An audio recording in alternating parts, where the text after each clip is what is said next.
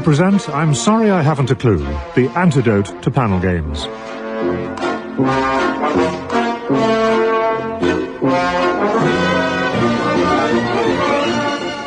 At the piano is Colin and your chairman is Humphrey Lyttleton.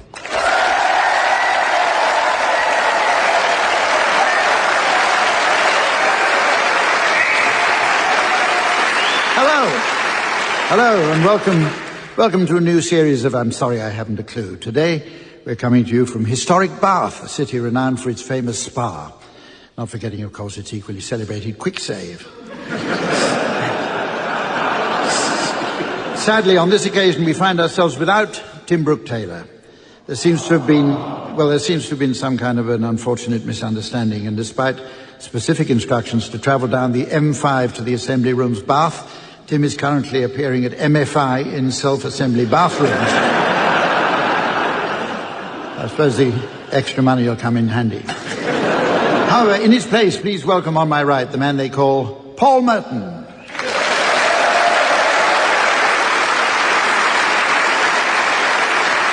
And with him, Willie Rushton.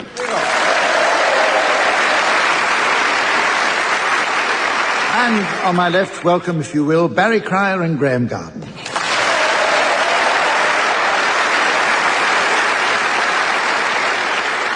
And since Sven is off playing around with Alice, that's golf. Would you also welcome our scorer, the delightful Samantha?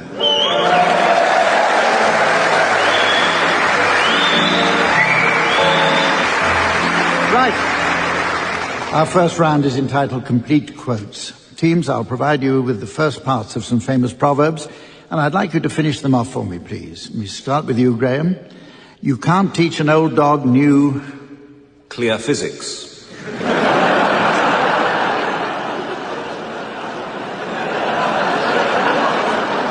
Paul, you can lead a horse to water, but you can't make it... scuba dive. Barry, there's no fool like an... diamond. If you said "and," you see, it would have been "and diamond," and that would have been a funny run-on, and I wish I was dead. Would you like to say it again? Shall I say it again, or just wait for the echo to come back? Right, Willie, here's yours. Give a man a fish and you feed him for a day. Teach a man to fish. And you have a 12-part series, a book, and 2 or 3 videos. Graeme, some men have only one book in them. Others... don't indulge in that practice.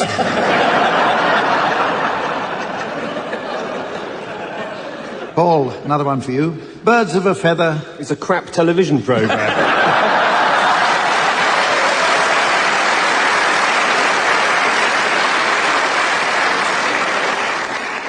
Barry, it's an ill wind that... is silent. Okay, now, have you got any more? No. See a pin and pick it up, and all day you'll have a pin.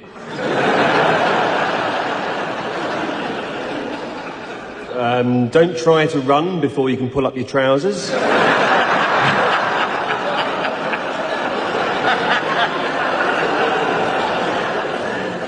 He who sups with the devil has need of a long after-dinner speech.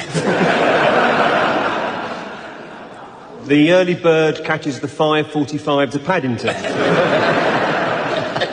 Right, well, we've got to hurry along now. We're going to play a popular game called One Song to the Tune of Another. Each team member should sing the lyric of one song, without the music, to the tune of another song without the words, but with the backing track, so the words of one song are synchronized seamlessly to the tune of another. The round is not to be confused with one tune to the song of another. That involves the team singing a selection of numbers while the company's Colin sucks on a menthol decongestant tablet.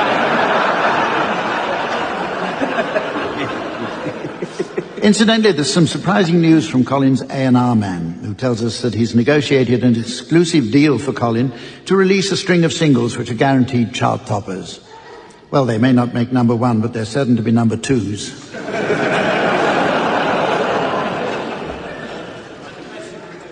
Sorry, did I hear you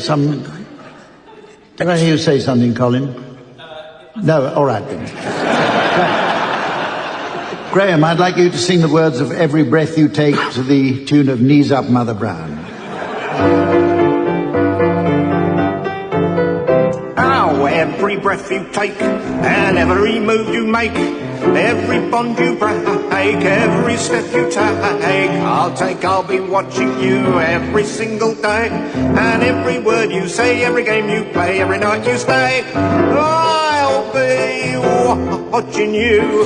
Oh, can't you see that you belong to me? My poor heart aches with every step you take, every move you make, and every vow you break. Hey!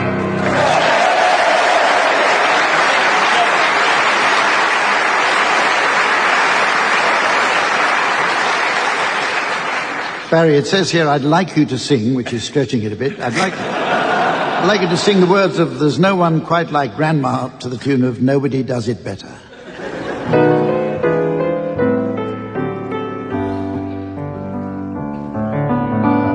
There's no one quite like Grandma, and I know you will agree. She always is a friend to you, and she's a friend to me.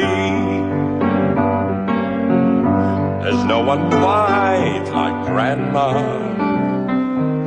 She's there in times of need. Before it's bedtime, on her knee, towards a book she'll read. Grandma, we love you. Grandma, we do.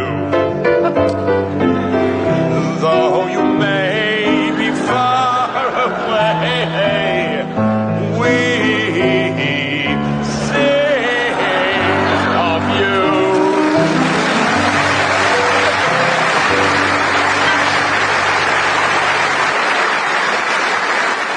Oh, God. I lost the For your words to live short during song, that. Willie, I'd like you to sing the words of The Lonely Goat Herd to the tune of Summertime. High on a hill was a lonely goat herd. Lay yodel, lay yodel, lay. Loud was the voice of the lonely goat herd. Lay yodel, lay yodel. Folks in a town that was quite remote heard. Lay yodel, lay yodel, lay. Lusty and clear from the goat herd's throat heard. Lay yodel, ooh, ah, ah, ee, oh, ee.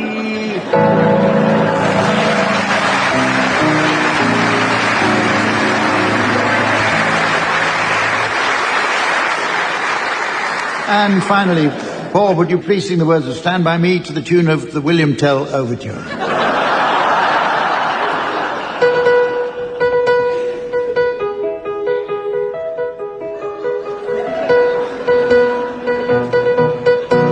When the night has come and the land is dark and the moon is the only light we'll see, no, I won't be afraid, no, I won't be afraid, just as long as you stand by me. So darling, darling, stand by me, oh stand by me, oh stand by me, stand by me. If the sea that we look upon should tumble and fall, or the mountain should crumble in the sea, I won't cry, I won't, no, I won't shed, as long as you stand by me. So darling, darling, stand by me, I'll stand and stand and stand by me, I'll stand and stand and stand by me, stand by me.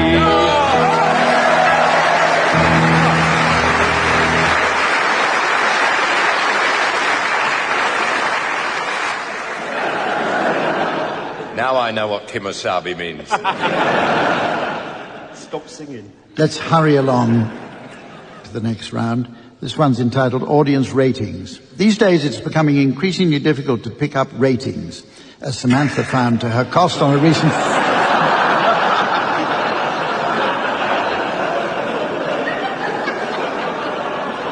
Teams, in the light of much publicised audience-boosting additions to the plots of The Archers and Emmerdale, I'd like you please to suggest some additions to other well-known TV and radio programmes likely to make them more popular. Barry, will you start, please? Anne and Nick oversleep. They're going to liven up Watchdog by calling it Watch Bitch with Linda Lee Potter. Graeme? An idea for Newsnight. Arm Jeremy Paxman.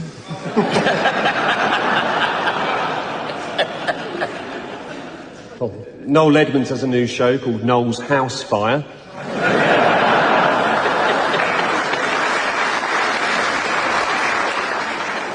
There's a new plot line for EastEnders. Arthur and Pauline buy an electronic dictionary. But when they plug it in, they both get elocuted.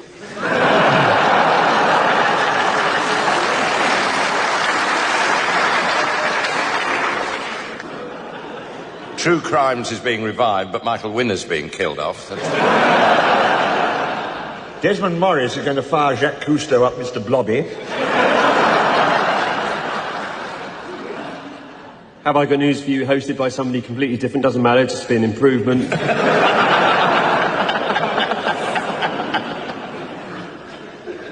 Any more? And on radio, Strip Round Britain Quiz.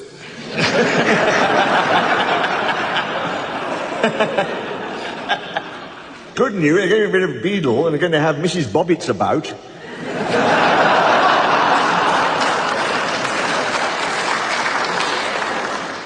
Okay. Now to an entertaining new round. Well, we've heard that before. I'll say that again. No, it should read, now to an entertaining new round called Good Morning Radio. Few things can match the unalloyed thrill of enjoying Anne Diamond over the breakfast table.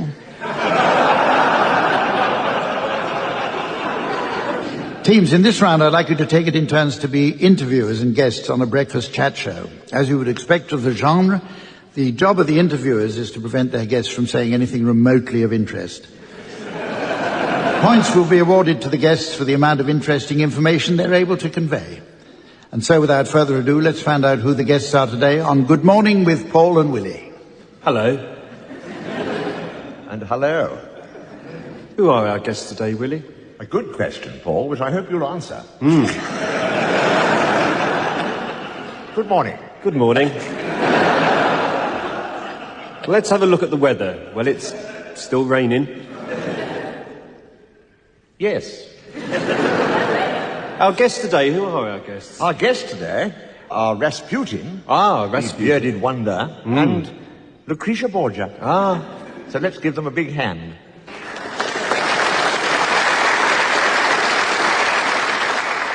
Well, Mr. Rasputin, how do you wash that?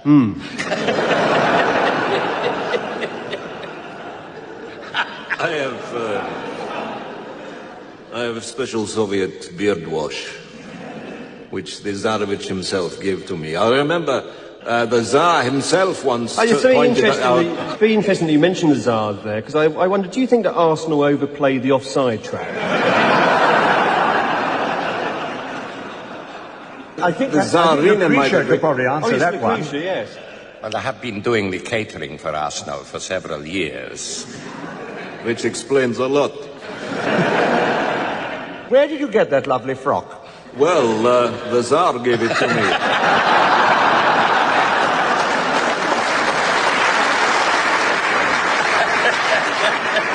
Has the Tsar ever given you one, Lucretia? I've had 11 husbands, you know. Oh, 11 husbands. That's roughly the same number of players in the Arsenal team. Which Arsenal player would you fancy given a chance? Well, this is difficult to say.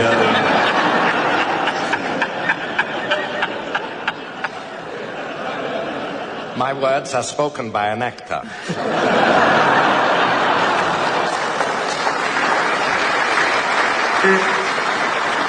I was about to say no, they're not. I don't think I'll award any points for that. Let's see now who'll be taking to the couch on This Morning with Graeme and Barry. Hello. Hello. Well, Barry, who have we got on the couch today? We have His Satanic Majesty, The devil? Or should I say, Old Nick? No, I don't think so. No. And that great, great survivor, Madame Pompadour. Hello, sexy. Good morning. I wonder, Madame Pompadour, how do you wash it? Dans la toilette, bébé.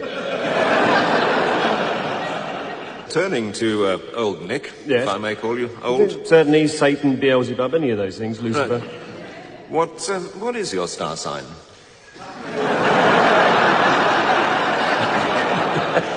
Well, it's interesting you should say that, because it's... Well, no, it isn't really. Because what I really want to know is whether you have a normal breakfast, like other people do. Well, it all depends what you You mean. know, coffee and toast. Well, perhaps, not or croissants, even that tea. sort of thing. No, not really. Croissants, quite interesting. You prefer a continental breakfast, perhaps? I have Oh, Louis yes, XIV. I think for breakfast I have a mixture really. I roast a few souls in hell, Louise gets a bit of appetite, and then Are you have a bit of... Are you on gas or electricity? Well, I find smokeless fuel's the most economical. So do we, don't we? Where would you go for a bargain in smokeless fuel? Well, you can't beat Newcastle, you know. A lot of people say that.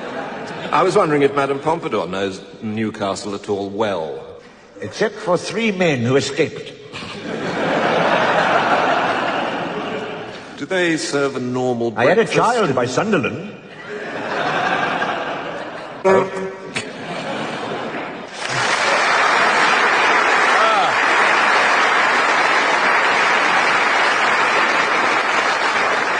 I think points all round there. Our next round is called PC Song Titles. Like Barry Cryer's trousers, political correctness has had rather a bad press recently. So I've decided that we're going to bring it into the program. So from now on, I may of course be referred to as chairperson. Samantha will be sexually challenged.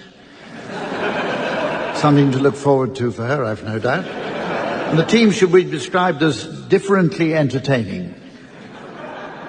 Accordingly, I'd like you to start by revising some well-known song titles and lyrics, which might otherwise prove offensive to the politically correct ear. Okay, Willie, will you start, please? Bee-bop-a-loo bop, she's my significant other. Paul. White Christmas, I'm dreaming of a Caucasian pagan festival. Graeme? He or she loves you, yeah, yeah, yeah.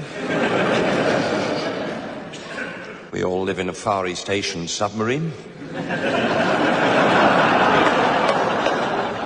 I want to hold your hand subject to contract and the consent of both parties. Thank heaven for vertically challenged, differently old people of gender. Same gender orientated, the magic dragon.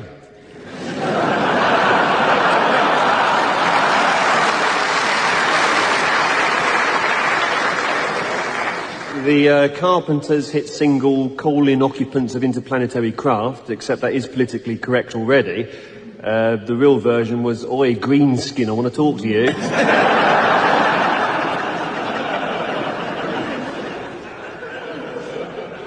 Senior Citizen River.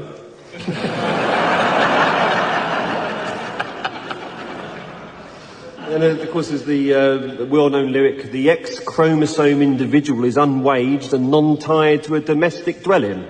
The lady's a tramp.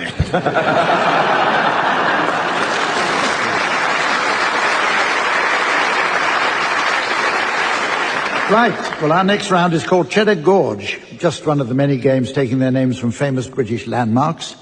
There's Dungeness, of course, where the object is to try to escape without being locked in Dungeon R or Dungeon T. The ever-popular Windsor Castle, where, as the name suggests, the most successful player wins a castle. And the perennial favourite St Michael's Mount, devised, of course, by our very own Samantha during an extended visit to Marks and Spencer. As the name Cheddar Gorge so obviously implies, the object is for each team member to utter a single word in turn. And the point is that they mustn't ever complete a sentence. They haven't so far, so it should be any different. To complicate matters unnecessarily, each player must include a word of my choosing, and these are, for you, Graeme, Pop-Tart, Paul, Toupee, Barry, Polystyrene, and Willie, Testosterone. Before we start, teams, you'll observe that I've got the horn as usual, and if I think a sentence has been completed, you'll hear a noise like this.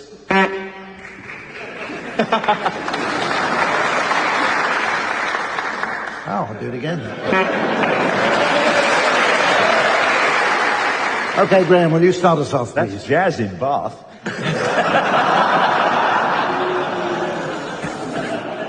You've won them over, Will. Graeme, you're going to start. Once Upon Eh? Testosterone. Wow. Ref. Please. please. There was Eh? Nice. Pop-Tart. however The Last. Time toupee. The last time toupee. It's an old song. Yeah. It's a thing you get, some threatening message when you need revenue. Yeah.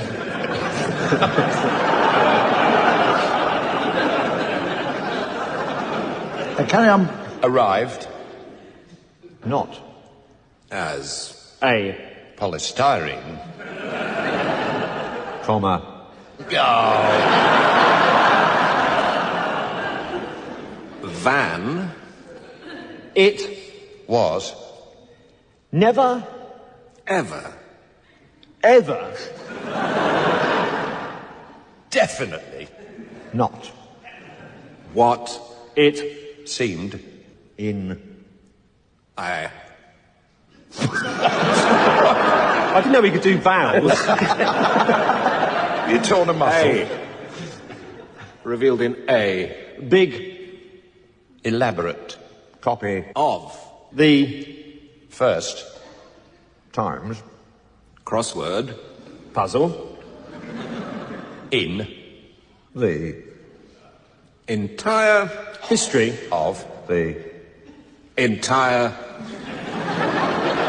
history Of. The. complete geography Unexpurgated. But. you should See. What? I have In. My. little tiny Sequined.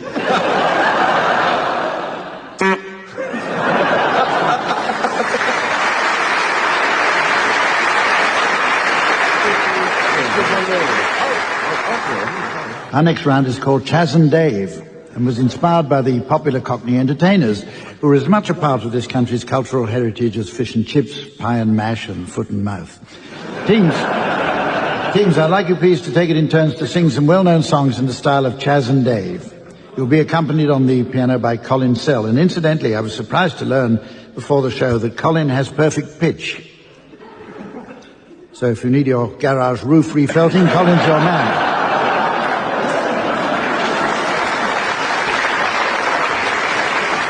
Okay, Barry and Graeme, I'd like you to start, please, and I'd like you to provide your Chaz and Dave version of Don't Cry For Me, Argentina.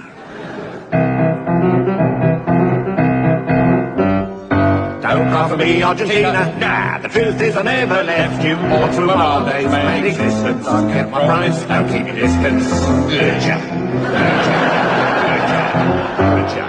Don't cry for me, Argentina. Nah, the truth is I never left you. All through my wild days, my existence. I kept my promise, don't keep your distance.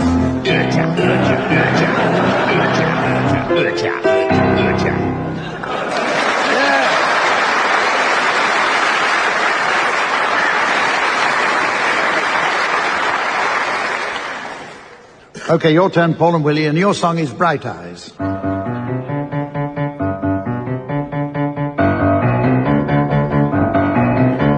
Kind of a dream floating out on the tide, following the river of death downstream. Oh, is it a dream? There's a fog along the horizon, a strange glow in the sky. Nobody seems to know where you go. What does it mean? Or is it a dream? Rabbit, rabbit, rabbit, bastard. Bright eyes, burning on fire. Bright eyes, how can you close and fail? How can a light that burns so brightly suddenly burn so pale? Bright eyes, bright eyes, bright eyes, left eyes, cross eyes, outside, ribs. Grab it.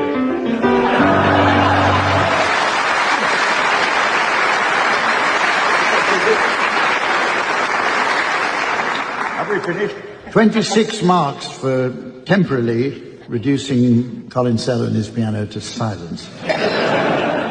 We're fast approaching the end of the show, but there's just time to slip in a round of Lumberjacks Film Club. So teams, while Samantha and I nip out to put an edge on my little chopper, I'd like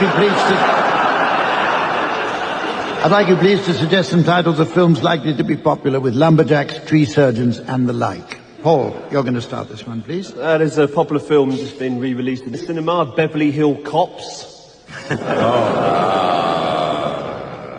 That's my best one. Wait till I get to Oklahoma.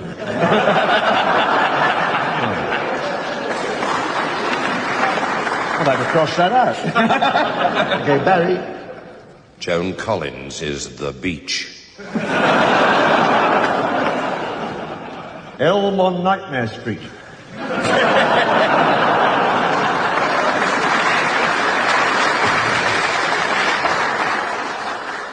Tom Hanks in Twig.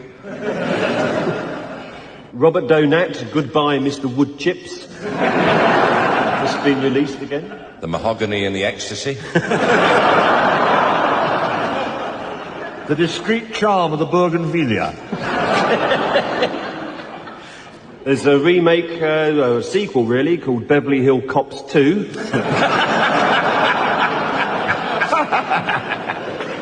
The more you say it, the better it goes, isn't it? I Am a Fugitive from a Chainsaw. Mel Gibson in Lethal Weapon. An old saga of the Korean War. Ash. Larch action hero.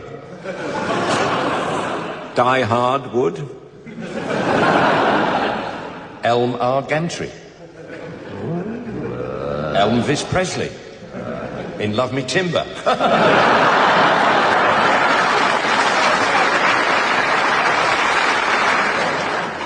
Arnold Schwarzenegger, Terminator Tree.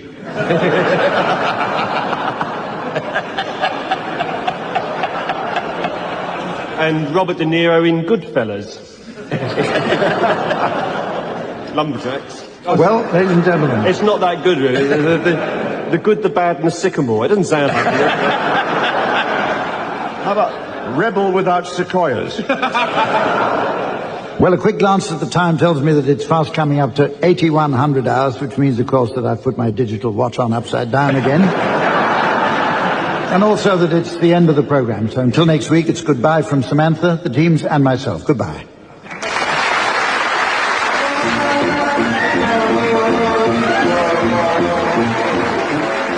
Barry Cryer, Graeme Garden, Willie Rushton and Paul Merton were being given silly things to do by Humphrey Lyttleton, with Colin Sowell setting some of them to music. The programme was produced by John Naismith.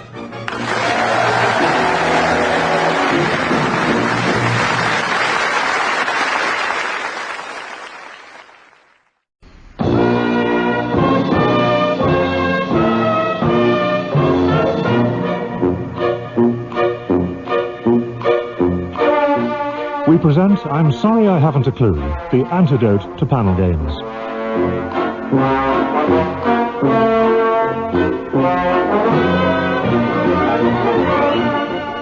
At the piano is Colin Sowell, and your chairman is Humphrey Lyttleton.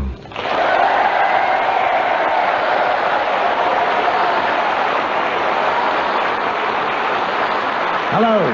Hello and welcome to I'm Sorry I Haven't a Clue. Once again we find ourselves within the Georgian splendour of the Assembly Rooms in Bath, where for several centuries on certain special evenings the most admired burgers of the city were to be found. Today, of course, there's a McDonald's. The Assembly Rooms now houses a fascinating museum of costume, where items of clothing once considered the height of fashion can be seen adorning an array of almost lifelike dummies.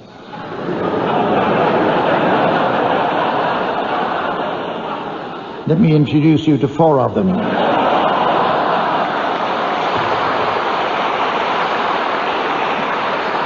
On my left, Barry Cryer and Graeme Garden. And on my right, Willie Rushton and Paul Merton. And making sure the team's points go up where they should, please welcome our scorer, the delightful Samantha.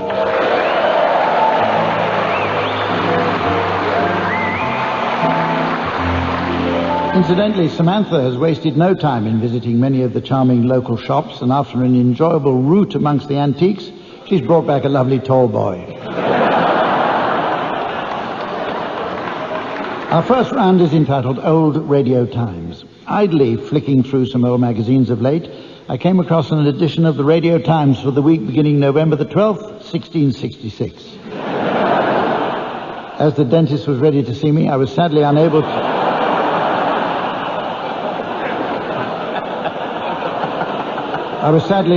read it, so perhaps, teams, you might suggest some titles of TV and radio programs that might have been listed inside. And Willie, will you start, please? Plague School.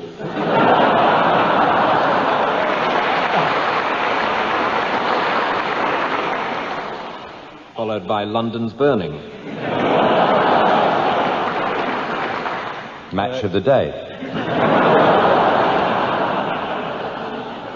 Call My Rough.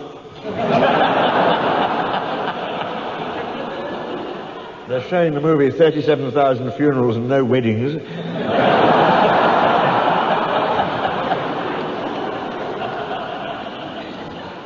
Watch out, Cromwell's about.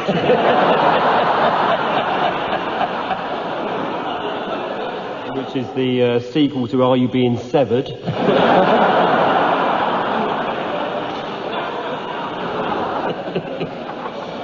New series of Harry Enfield's Diary. Hello, peeps.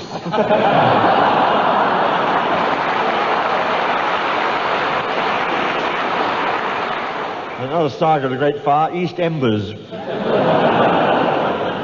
The Plymouth Rock and Roll years. Reference to the Pilgrim Fathers. Doesn't really make any funny explaining it. But it adds historical interest. It does indeed, a little sidelight. And on Newsnight, Zeal of the Land Paxman will be asking Sir Christopher Wren why he made the new dome of St. Paul's in the shape of a monstrous carbuncle.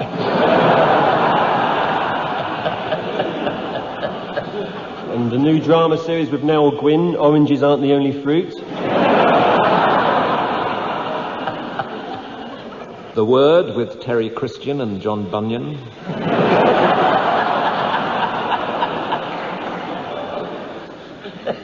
Okay? Well, we've got off to a cracking start. Now for a challenging round called Pick Up Song. As its name suggests, the game combines the lyricism of the song with the tonality of a pickup truck. In this round, teams, Samantha will play some popular duets on my gramophone, to which I'd like you to sing along. At a random point, the music will drop out, and if on its return you're within a midge's crotchet of the original, I'll be awarding points, and points mean prizes. What do points mean? Let me remind you that we're in Bath. And you don't have to turn off the M4 at exit 18. This week's prize is a work of unique craftsmanship. It's this attractive leather-bound cow. Okay, Barry and Graeme, you're to go first, and I'd like you to accompany Renee and Renato singing Save Your Love.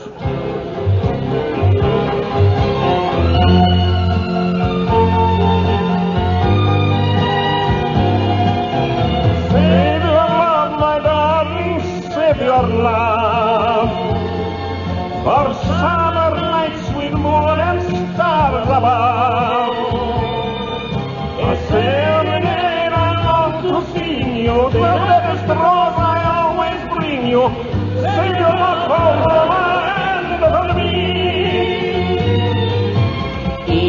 even though it's been so very long. The memory of our love still lingers on. I can't wait to hold and kiss you. Don't you know how much I miss you? Darling, sing for me our lover's song. Who is this woman?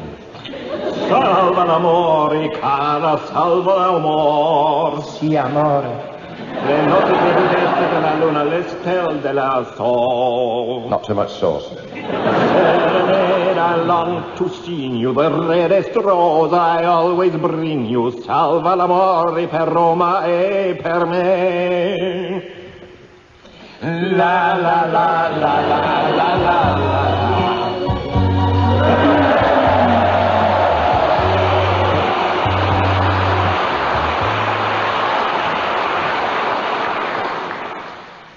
Well, if you thought that was good, wait till you hear Paul and Willie. Accompanying Ann Ziegler and Webster Booth singing If You Were the Only Girl in the World.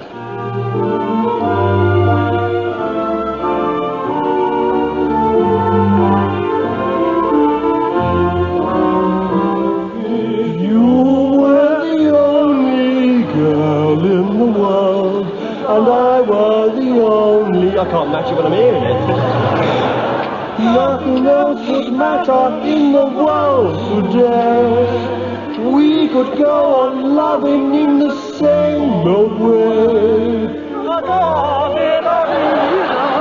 Just me for two, with nothing to mar joy. I would say such wonderful things to you. There would be such wonderful things to do if you were the only girl in the world and I were the only boy. Oh, hurry up, you silly old people.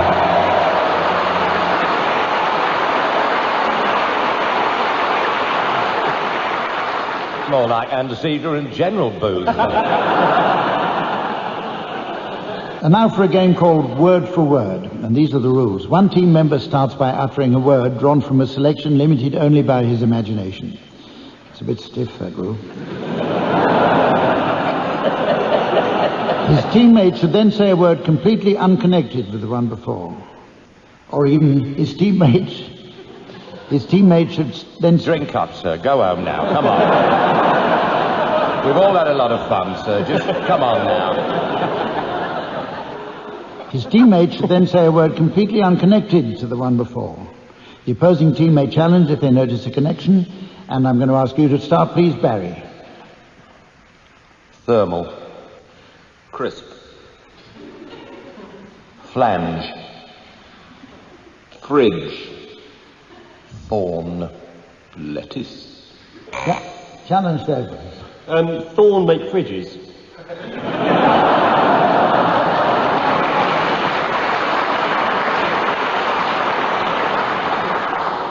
I don't know about that challenge, Paul. Oh. Do you mind if I overrule it? Well, I don't mind. There's a lady down the front very upset. it's just that tonight we've only got one buzzer. It means somebody's got to get up and cart it from one... Well, thank you, Paul. It's very kind of you. Okay, Paul, then... For those of you listening in stereo, it's over here now. Okay, let's get on. Right, Paul, will you start another round, please? Octopus. Prong. Car. Plunger. Sink. Zombie. Challenge from Graeme Garden. A sink zombie. Yeah. It's a film. It's a film. Yeah, Sink Zombies from Hell, yeah. Yeah.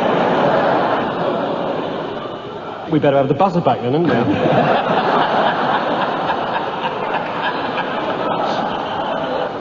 You may be sitting out there wondering where your licence fee goes. Okay, Barry, start off. Thorax. Lamb. Challenge there from... Famous actress of the 18th century, Thorax Lamb. had an affair with Byron. Many the night he propped his bicycle on her bedstead. Paul, buzzer.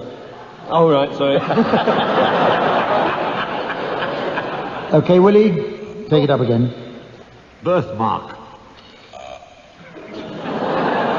Definitely. Challenge from Graeme Garden. Well, there's a hyphen between those two words. I didn't say hyphen, though. No. It was implicit. Birth and mark. No, it's the German admiral, isn't it? Yes. Birthmark. It was Thinking of the Singing of the birthmark. birthmark. Double feature. Yeah. With Singing the Zombie. Yeah. They knew how to make films in them days. They certainly did. They just didn't bother.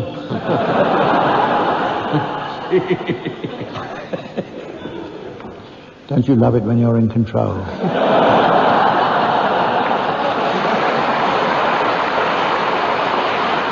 Okay, hurry along, Graeme. Hurry. Scurry. Slurry. Flurry.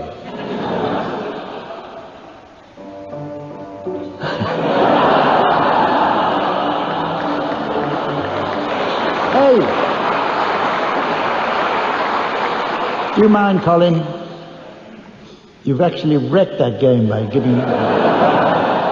But this, I was buzzing there anyway. This is a Surrey with the fridge on top, isn't it?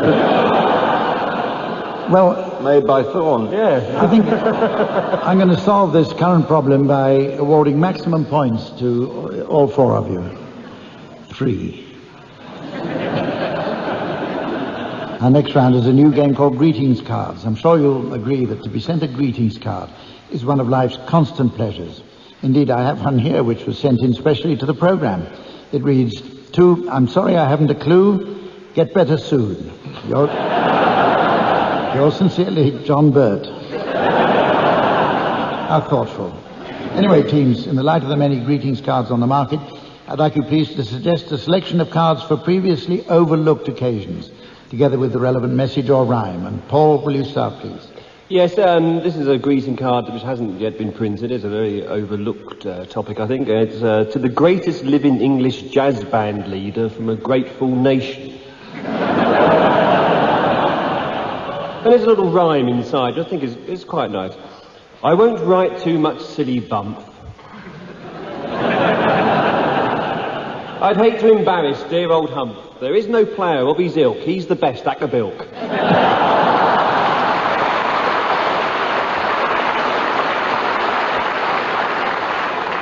This is rather a nice one. Good luck with the breakout from all at Group 4.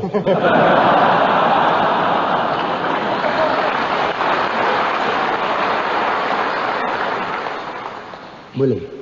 Here's a card to make you cheerful and to wish you all the best, though your wife has been unfaithful and your home has been repossessed.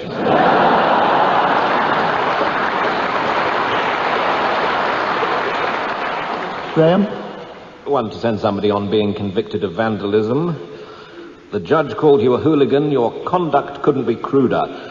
We all look forward to getting your postcard from Bermuda.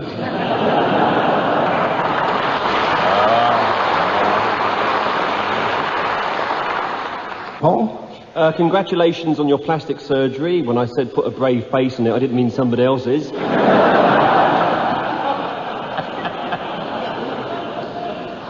Lovely picture of a doggy. Spitting image of your rover. He'd be with you on your birthday if he hadn't been run over.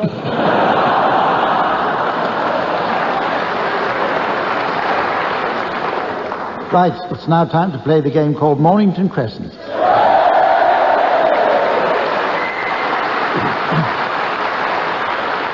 This week's postbag is bursting with a letter from our regular correspondent, Mrs. Trellis of North Wales, who tells us she's keen to play Fantasy League Mornington Crescent.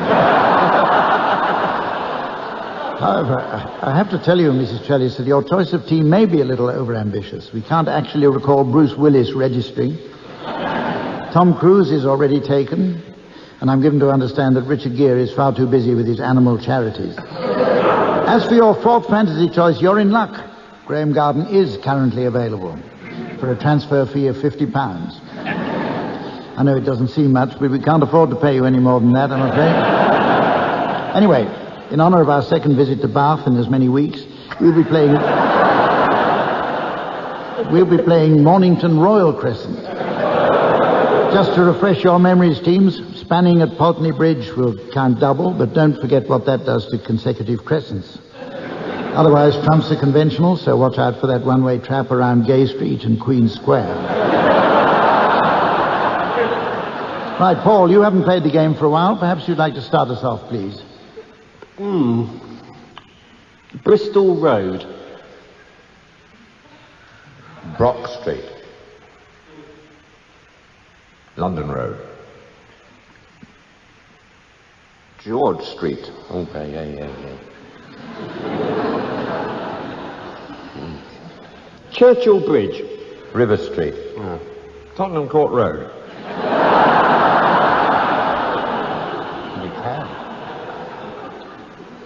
He can, yes. Yes, he can do that. It's not easy, but he can. It's not meant to be easy, Hump. Socky Hall Street. Good. Nice. Dublin High Street. Princes Street. Fifth Avenue. Oh, he's upping it. No, he is upping it. Oh, that's in Hammersmith. Well, yeah. We could diagonal down Royal Crescent. Where? Royal Crescent. Well, on your head be it. No. Go on. Good move. Give it a go. Good move. Trust me. All right. Royal Crescent.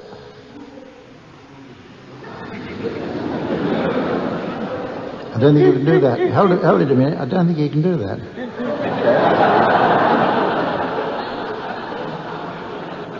You can move a little way out of the area, but that's going a bit far. First crescent after the initials. Now there's a diversion. But it doesn't We're count. playing the game.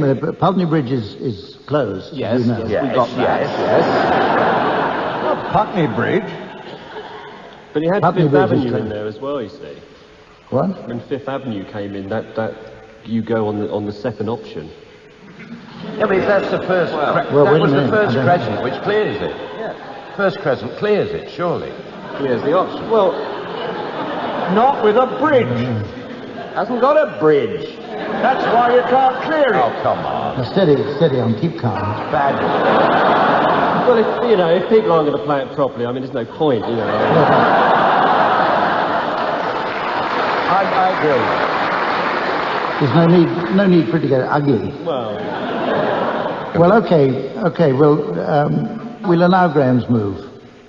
So you should, quite frankly. All right. So it's to you, Paul. Old Kent Road. New Bond Street. Elm Street. Mornington Crescent. Yeah!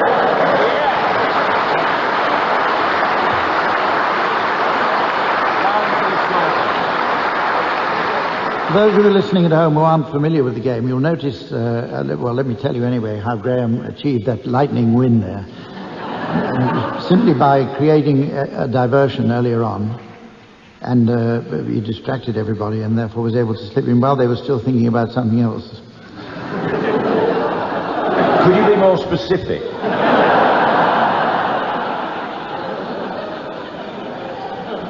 Our next round is entitled Limericks. Now, it's a common misconception that the limerick originated in the Emerald Isle.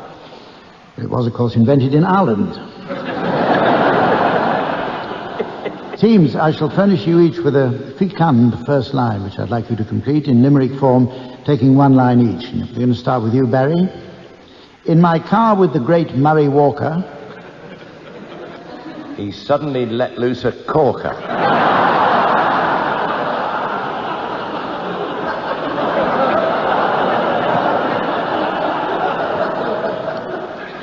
It was the first of a batch. In the pits at Brands Hatch. He did the same thing in Mallorca.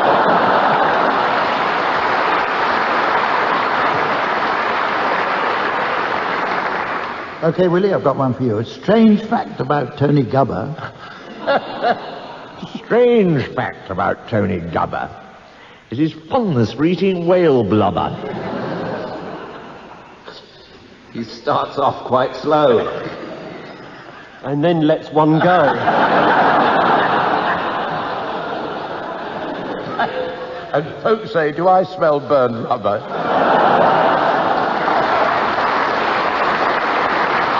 Oh, dear. Graeme, when the studio guest Jimmy Hill... We're into a theme now, aren't we? When the studio guests Jimmy Hill, the aroma can make you feel ill.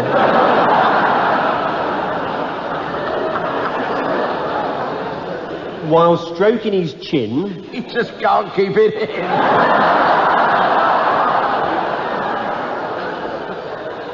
The scores: Arsenal, Chelsea nil.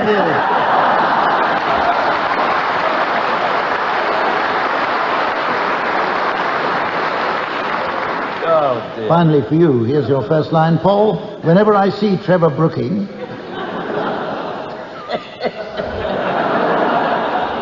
He lets fly when nobody's looking. You've lowered the tone, you know. It's very discreet. Starts at his feet.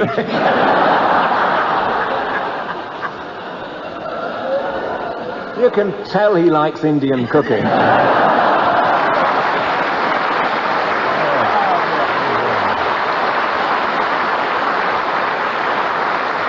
Well, our next round is a game called The Singer and the Song. In this round, the teams will be singing songs of my choosing as if they were performers not usually noted for their musical skills.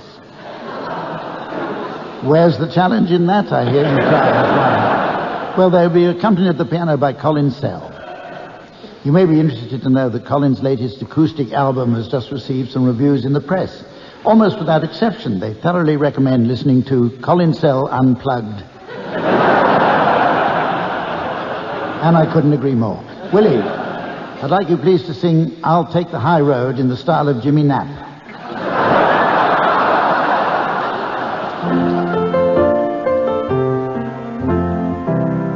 You. Hey, road. Oh, yes, sir. Right. Hey. What's that? Hey.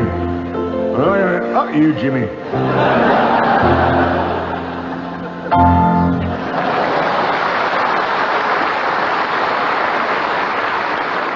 Barry, you're going to do Let's Call the Whole Thing Off in the style of Lloyd Grossman.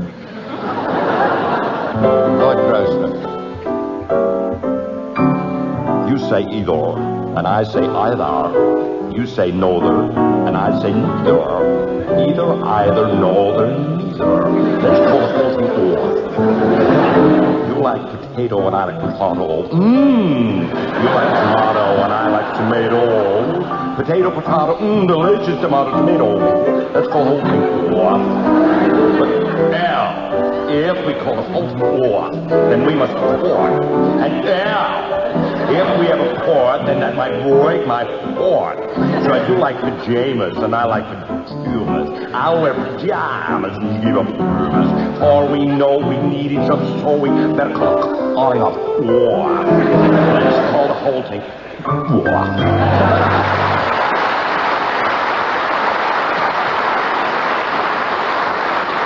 Okay, Graeme, your song is Happy Days Are Here Again, and I'd like you to sing that in the style of Nigel Mansell.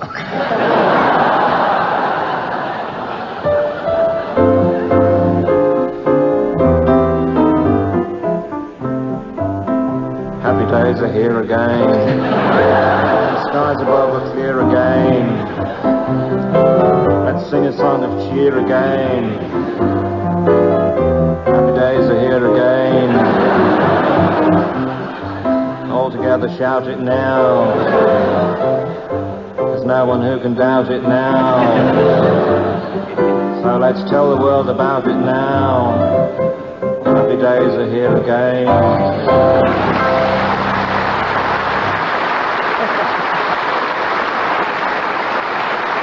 Paul, Paul, your song is Lou Reed's A Walk on the Wild Side, which I'd like you to sing in the style of Alec Guinness.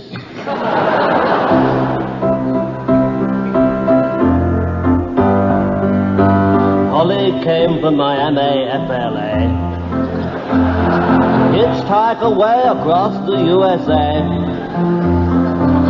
Plucked her eyebrows on the way, shaved her legs, then he was a she, said, hey babe, take a walk on the wild side. Said, hey honey, take a walk on the wild side. Candy come from out on the island. In the back room she was everybody's darling. But she never lost her head, and even when she was giving head, she said, hey babe, take a walk on the wild side. She said, hey honey, take a walk on the wild side. And the colored girls go do do do do do do do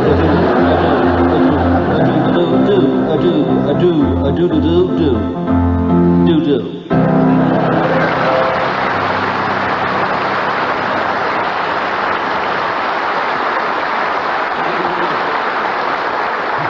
Well, that's almost all we've got time for, although I think there's just time enough for a quick round of Entomologists Film Club. So, teams, I'd like you please to come up with some titles of films likely to be popular with an audience of insect collectors. Charlie's Ant.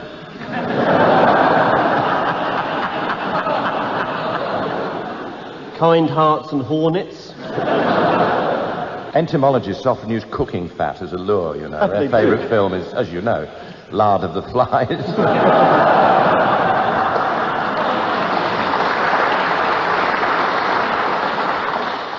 Sunset boll weevil.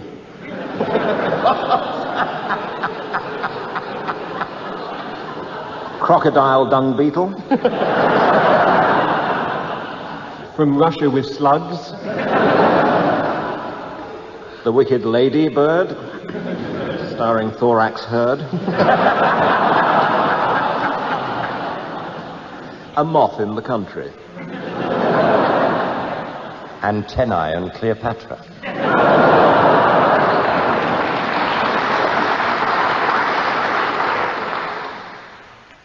Well, ladies and gentlemen... A midge too far.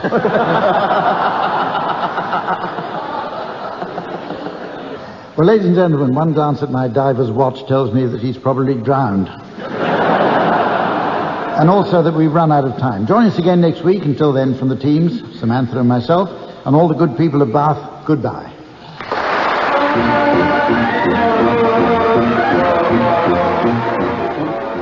Barry Cryer, Graeme Garden, Willie Rushton and Paul Merton were being given Silly Things to Do by Humphrey Lyttleton, with Colin Sell setting some of them to music.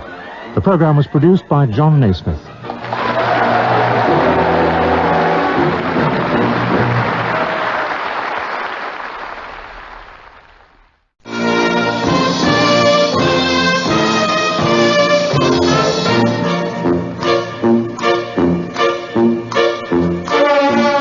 I'm sorry I haven't a clue, the antidote to panel games.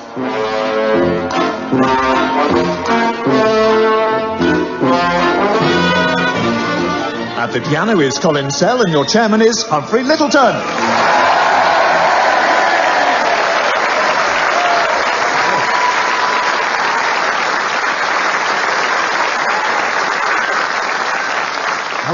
Hello and welcome to I'm Sorry I Haven't a Clue, the show that has turned my life around. Before it I was miserable and disenchanted. Now I'm disenchanted and miserable. Today we're coming to you from the BBC's Paris Theatre in the West End in front of a studio audience who I understand are keen to enjoy themselves and see the stars close up. To avoid disappointment, I've issued each of them with careful directions to the London Planetarium. In the meantime, I'd like them to welcome, on my right, Willie Rushton and Tim Brooke-Taylor.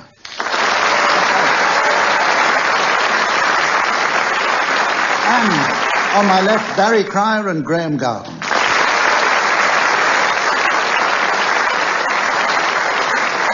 And taking things down with gusto, would you also welcome our scorer, the delightful Samantha?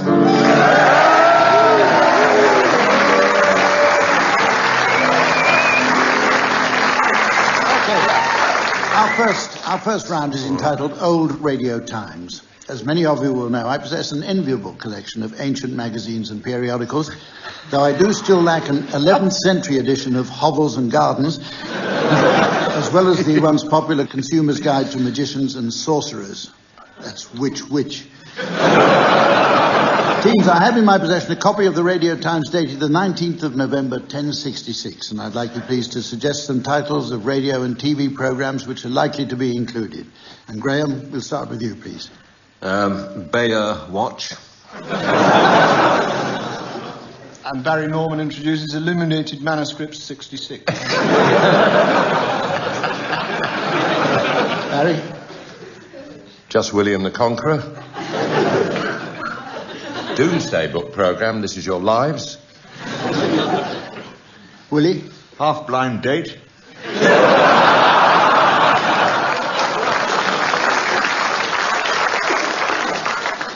Norman's house party.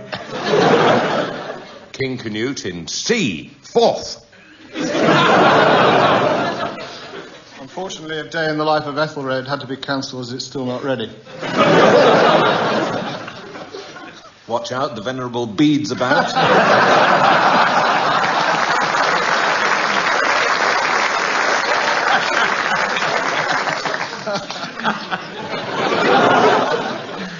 Thursday live coverage in the afternoon of the Bayeux Tapestry, and at 10:30 from Stamford Bridge, Stitch of the Day.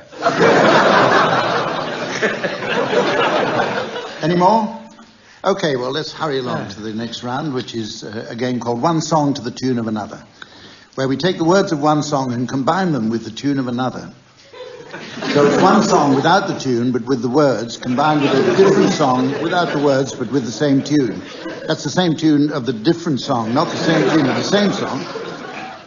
There, I can't make it any simpler than that. Piano accompaniment will be provided by Colin. See, I even choke on the name.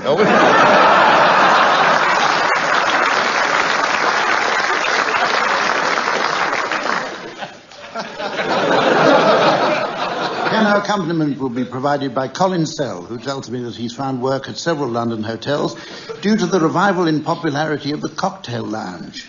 This week it's the Ritz, next week he'll be serving Twiglets and cheesy Wotsits. Barry, you're going to start. You're going to sing the words of My Ding-a-Ling to the tune of House of the Rising Sun.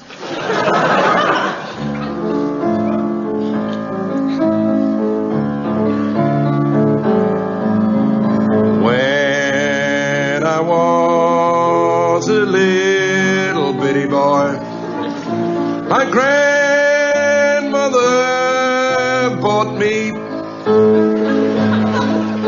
a cute little toy, silver bells hanging on a string, and she told me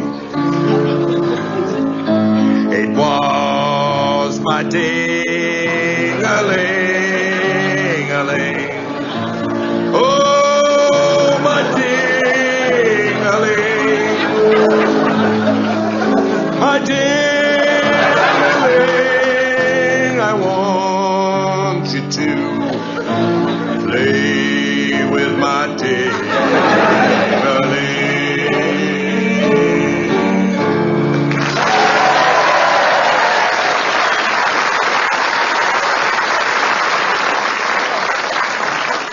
Hardly worth going on to the rest of you. Willie, will you please sing the words of I've Got a Lovely Bunch of Coconuts to the tune of C'est Magnifique?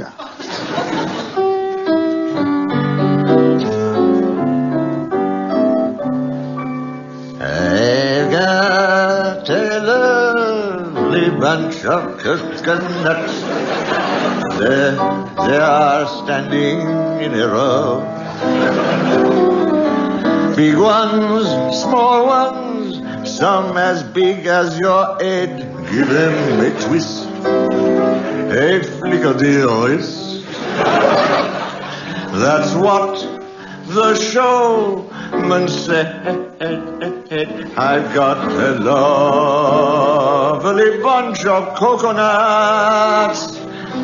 Every ball you throw will make me rich. There stands my wife, the idol of my life.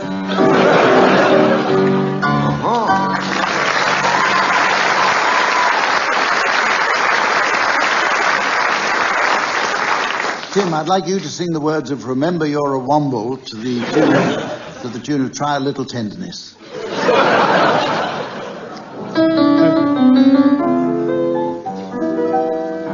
Remember, remember, remember, remember, remember, remember, remember. Remember you're a womble. Remember you're a womble. Remember, remember what a womble you are. Remember you're a womble. Remember you're a womble. When it's for... Oh.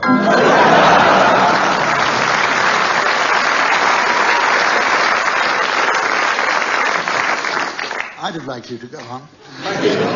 Graeme, will you please sing the words of I'll Take You Home Again, Kathleen, to the tune of Hernando's Hideaway.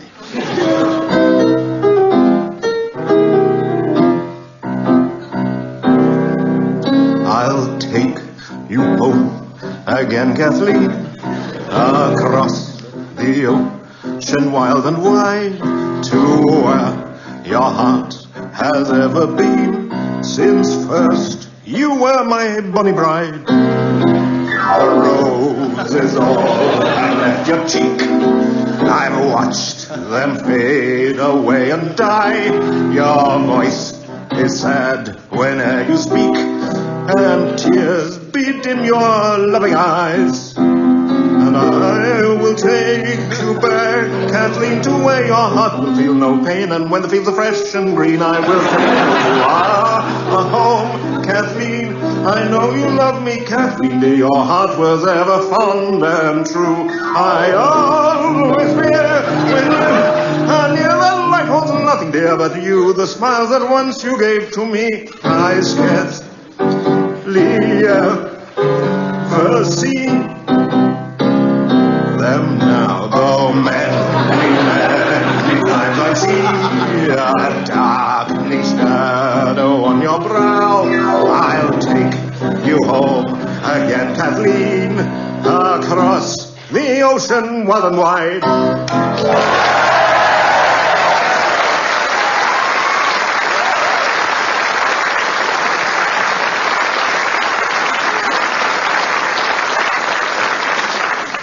Absolutely terrific.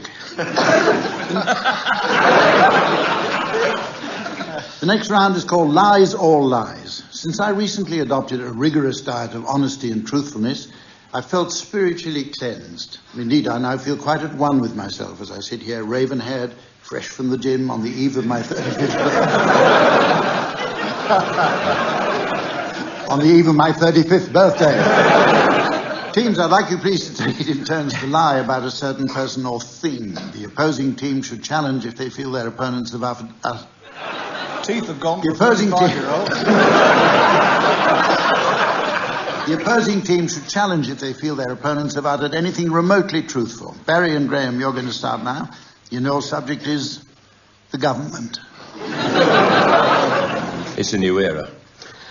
And has been for some time. Yes. Nobody could sustain this new era like this government have. No. Change of gear in our lifestyles. Gives us hope, I always feel, for the future. It's the feeling that you're in safe hands with yes, somehow. Yes, indeed.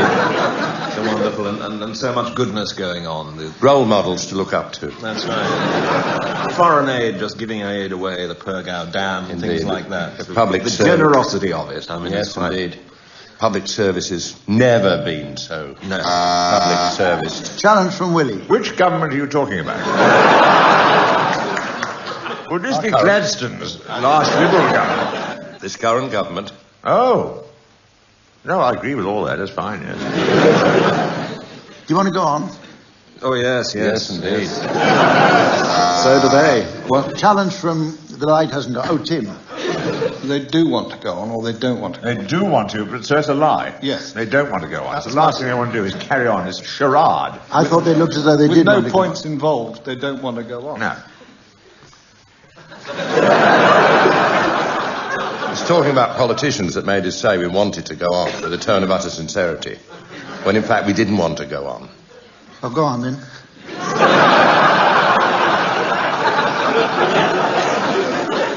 They're doing a wonderful job, aren't they? They are indeed. The nation's never been better, never been healthier. That's why we don't need so many hospitals now. Indeed. Yes, indeed. Challenge from Willie. What are you talking about now? I don't want to get cross and irritable. I can't understand a word they're talking This about. government, bless Is that Mrs. Bottomley we're talking about? The lovely Mrs. Bottomley? Indeed. With her Great. crackling, starchy front and the way about her. Oh. Oh, I could go 5 rounds with her. Oh. Ding. Second's out. Oh, Mrs. Bottomley, welcome. Oh, the first one's out.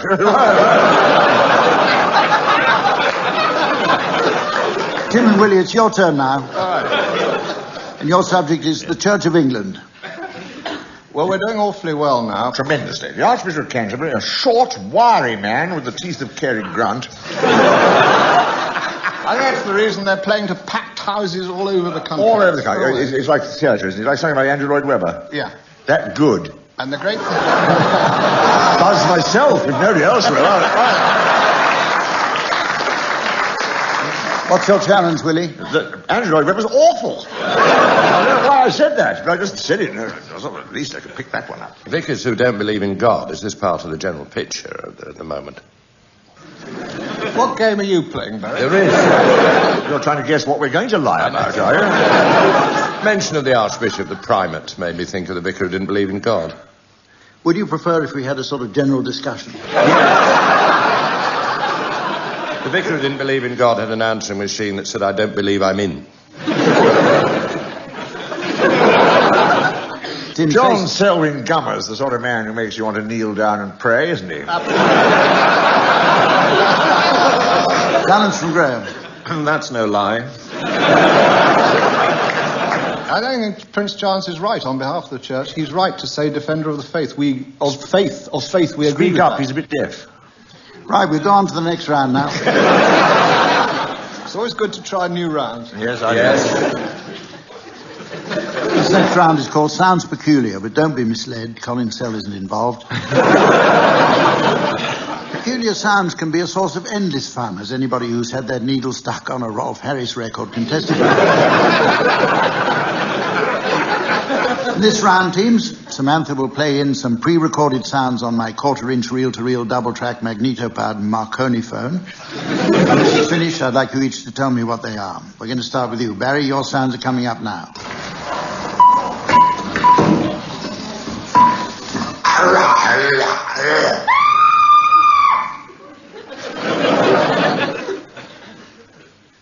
Hannibal Lecter at the checkout in Safeway.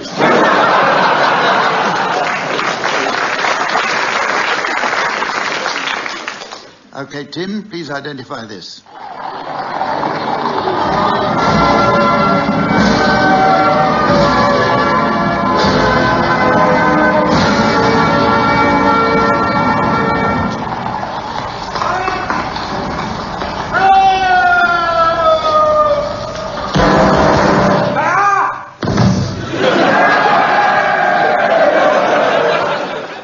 That's, Captain Hewitt.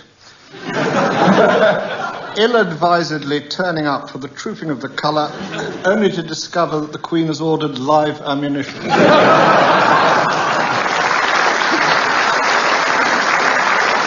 on. Samantha's written something down here. It's a mark. It's Brooke-Taylor for that ovation. Okay, your turn, Willie. What's this, please?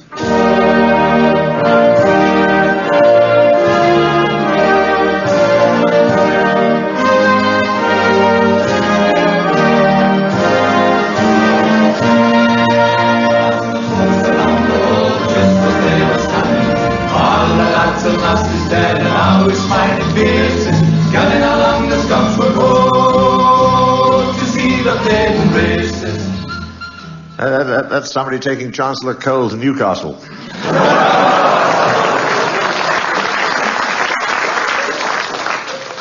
Finally, Graeme, will you please identify this?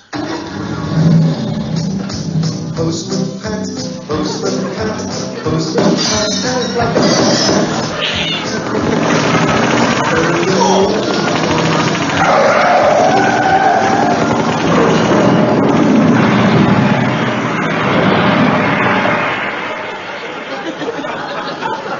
I think that was Quentin Tarantino's Postman Pulp.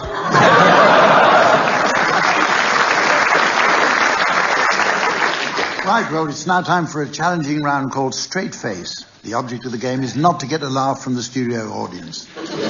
So, no problems there, teams. You've been rehearsing for the last 22 years. Teams, I'd like you to take it in turns to come up with a humour-free word on the subject of ornithology. And remember, the merest hint of a titter will result in disqualification. Graeme, will you start us off, please? Beak. Thrush.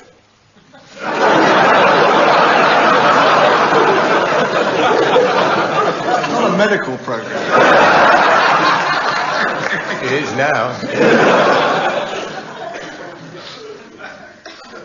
Ptarmigan. Orc. Hawk. Hide. Grebe. Pelican. Penguin.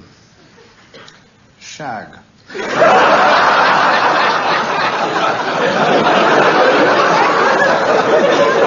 Not a medical program. Yes, Tim, I'm sorry. Oh.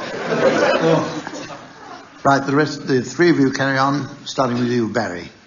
Oddie. Willie? Scott. He never got a laugh in his life. Crow. Swallow.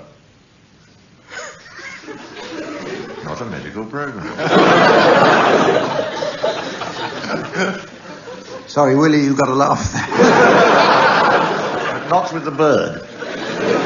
Raven. All right, I'll let you carry on. For back there, the raven. I think that's very good. What? What? So I said raven. We're quite waiting for Graeme, aren't we? Are we? Yes. Sorry. Tit. Rook.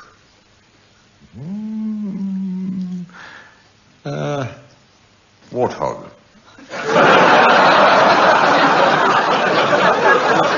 That was suicide, actually. I've got a low boredom threshold.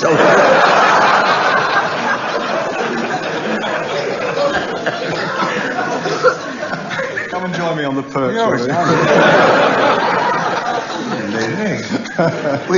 We've got one of these interesting situations. Two members of the same team are playing against each other, so... They always have, they always will. Graeme? Lark. Minor. Oh, we've had pelican, haven't we? Yeah, we'll move on to the sweet.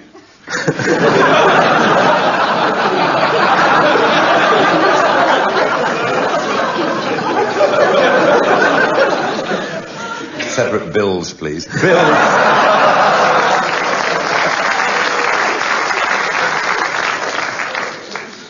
Gull. Claw. Warthog. So it's only you left, Barry. Carry on. Warthog.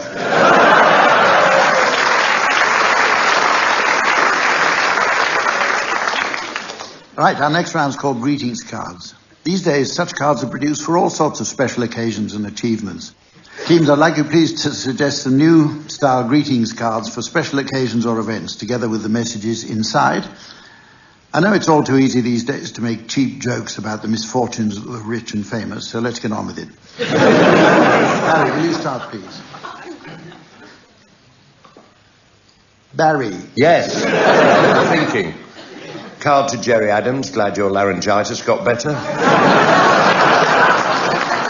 Card to Ian Paisley. Sorry your laryngitis got better. Willie.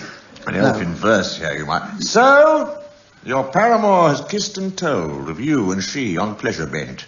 This card's to say bad luck about the mention of your measurement. I've got another one that leads on from that. On your circumcision. Not a big sale, but it's the time for one small cut. Well done on your circumcision. I only have one tiny but. I think you've made the wrong decision. I got one to Tim Brooke-Taylor on his return to this show. Why do I think I don't want this one? The audience are glad you're back. Of that, I'm pretty certain. When you came on, they all stood up and shouted, "Where's Paul Merton?"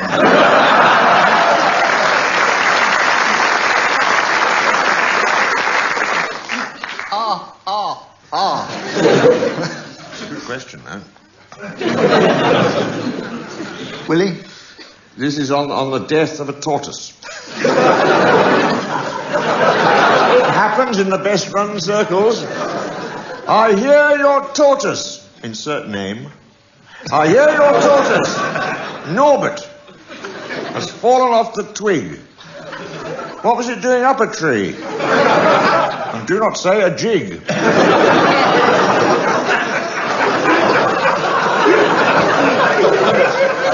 I expect the picture makes it, doesn't it?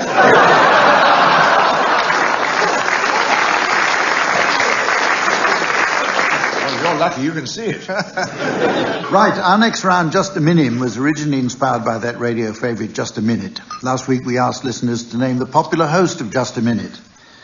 Nicholas Parsons was, of course, first out of the bag with the correct answer. Hugo Grin. In this round, team members should attempt to sing a song without repetition, hesitation, Thompson's gazelle, deviation, or repetition.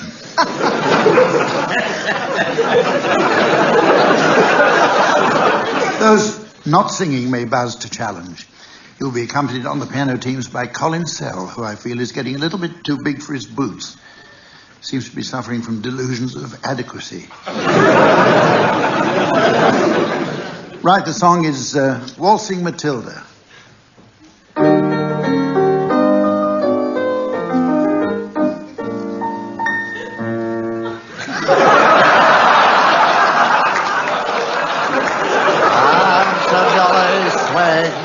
Camped by a billy boy under the shade of a goody-bar tree.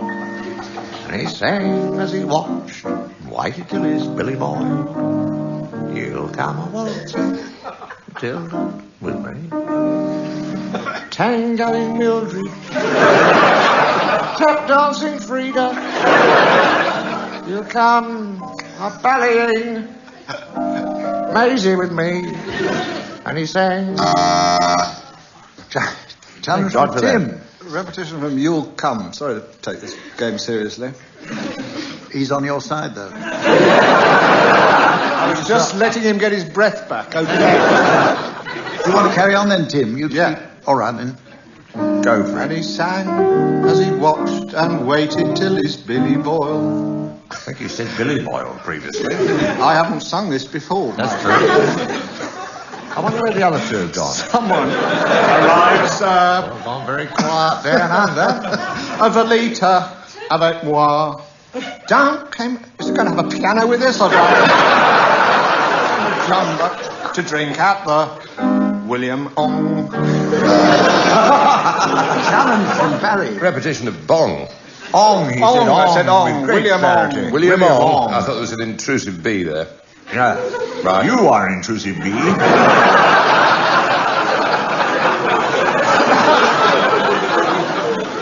Just for a bit of variety, we'll give Tim the point, and you carry on, Barry. Oh, I like the sound of that. And he sang, I haven't sung any of this before, as he watched and waited till his billy boiled. You'll come a waltzing Matilda with me. Down came a jumbuck to drink at the Willie place. Deviation, if ever. Up jumped the swagman and grabbed him with glee. And he warbled as he stowed that aforementioned creature in his tucker bag. Accompany me in a gavotte barrel immediately. Oh, ululate. This was Waltzing Matilda. Remember the tune? Spretsang. This is Spretsang. And he stowed that marsupial in his Dorothy container. Hold it.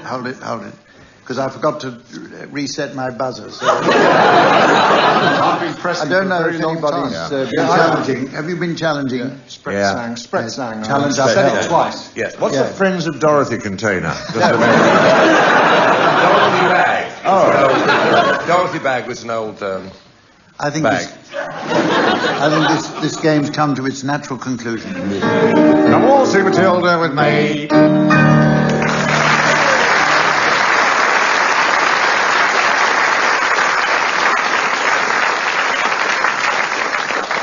We're rapidly approaching the end of the show, but there's just time, I think, to fit in a round of Painters Film Club. So, while Samantha pops out to check her little constables properly hung...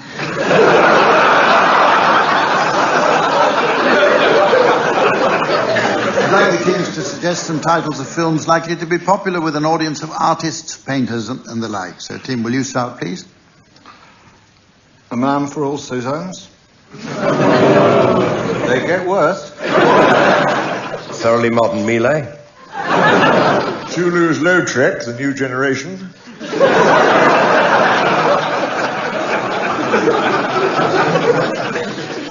Beryl Cook, The Thief, His Wife and Her Lover.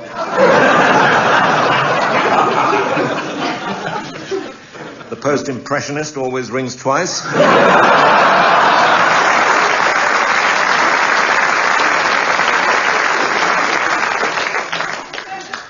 Van Gogh's Half Hour. Oh, no, that's a video, sorry. The Ruskins are coming. Leon the Pigment Farmer. How green is my Velasquez?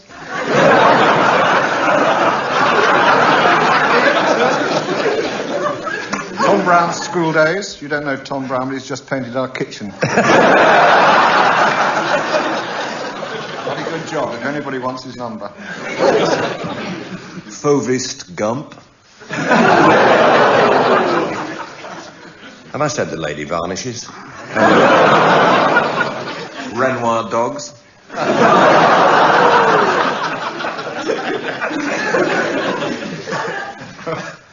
Well, as I see the sands of time are being washed by the tide of eternity, it's time to decide whether it's kinder on coloured fabrics than our usual brand. And also to say goodbye. So from the team, Samantha and myself, goodbye.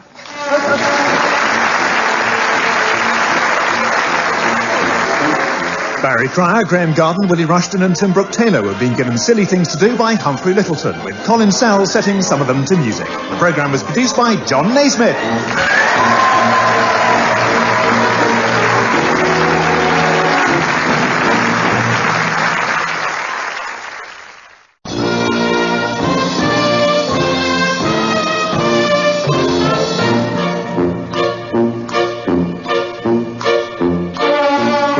I'm sorry I haven't a clue. The antidote to panel games.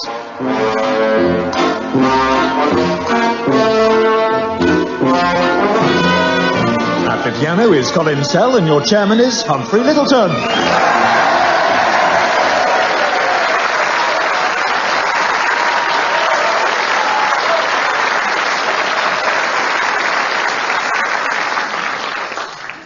Hello. And welcome to I'm Sorry I Haven't a Clue. You join us back at the Paris studio in the heart of Theatreland. It's here, under the lights of London's West End, that our team members have been responsible for many a triumph. And for 50p, they'll wash the windscreens of almost any other. Let me introduce them. They are, on my left, Barry Cryer and Graeme Garden.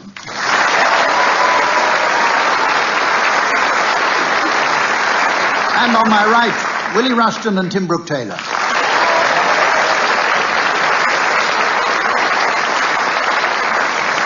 I'm afraid our usual scorer, Samantha, can't be with us today. She's off making an experimental art film with a daring new producer, who I understand is looking for an early release.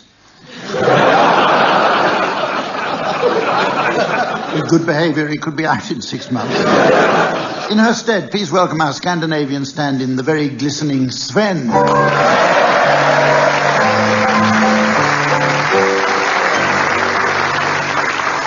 start with a round called Double Feature. It's come to my notice, teams, that the continued crisis in the British film industry is causing producers to embrace drastic economy measures. Cinema goers will be saddened to hear that many classics are being remade with appalling changes. I understand that Brief Encounters are being reshot without the scene where the spaceship lands.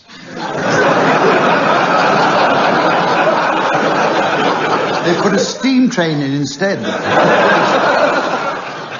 Teams, I'd like you please to suggest some titles of new films likely to be made up from 2 or more old ones. We'll start with you, Barry. Well, this has embraced television as well. Of course, University Challenge is being combined with You Don't Have to Be Jewish and called Challenge Hanukkah. They're putting together Hotel Sahara, The Bill, and Storm Over the Nile, and it's called Tory Minister Resigns.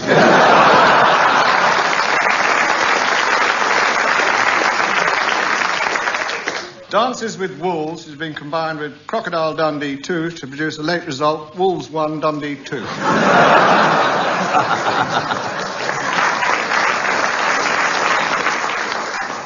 And they're combining ABBA, the movie, with Reservoir Dogs to make Abattoir. 10 Commandments, 10 Rillington Place, and Tender is the Night to produce the 3 tenors. Well, that'd be 30 quid to you, mate.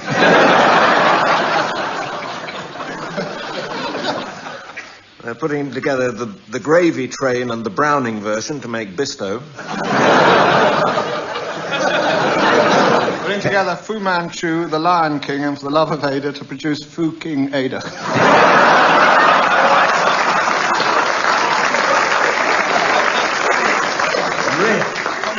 Again, you notice, really.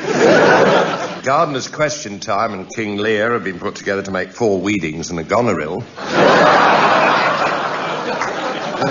On the grounds of taste, the makers of The Big Country have decided not to combine with anyone, but if they did, Oliver Reed would be the star.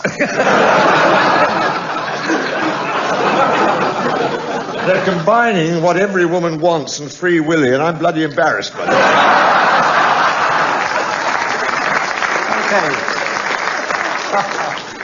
Our next round pickup song will prove beyond doubt that our teams have Rembrandt's eye for detail, Picasso's nose for originality, and Van Gogh's ear for music. Now, teams, DJ Sven will shortly spin some well-known discs on my gramophone, to which I'd like you to sing along. The music will then drop out, and if on its return you're within a gnat's crotchet of the original, I'll be awarding points, and points mean prizes. What do points mean?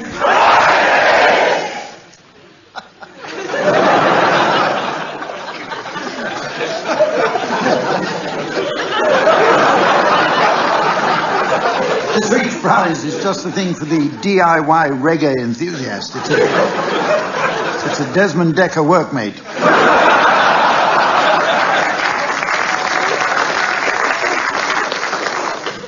Barry, will you please start us off by accompanying Elvis Presley singing Hound Dog? You ain't nothing but a hound dog, crying all the time.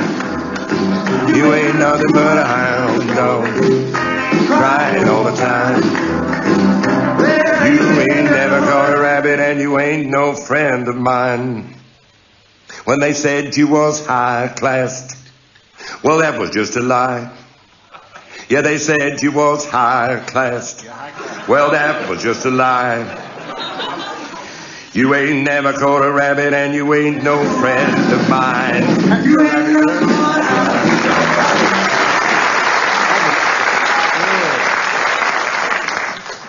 You lose all the points you've amassed so far. Graeme Garden, would you please accompany Perry Como singing Magic Moments?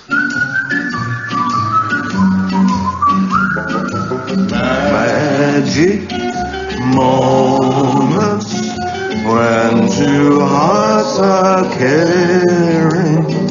Magic moments, memories we've been sharing. I'll never forget the moment we kissed the night of the hayride. The way that we hugged to try to keep warm while taking a sleigh ride. Magic moments, memories we've been sharing. Magic moments when 2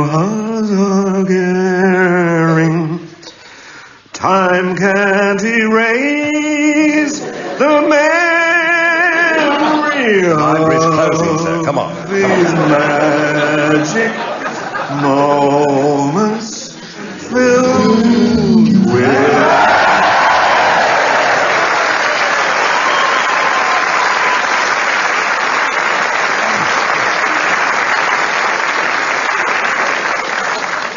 You were all right. Perry Como came in late. It's your turn. Your turn, Tim. Will you join Kate Bush singing Wuthering Heights?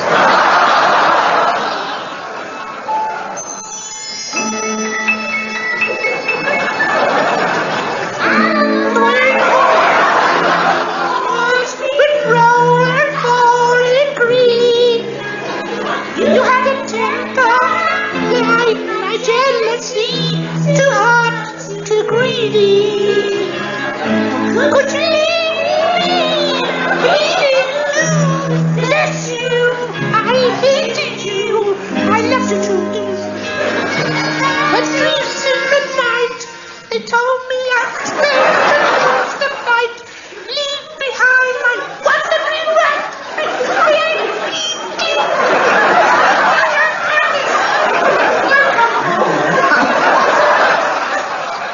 Go back a bit of the tune, I want. Oh, Heathcliff, it's me, Cathy. I'm so cold. Let me in your window.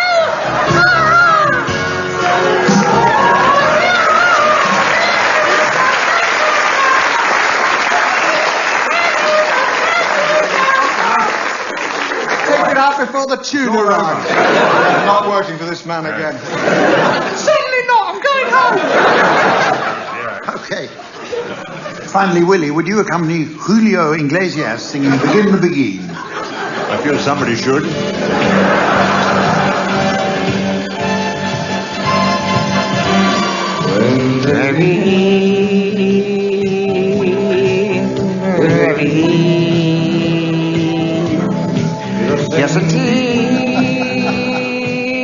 Las cosas de hacer. Quiero cerrar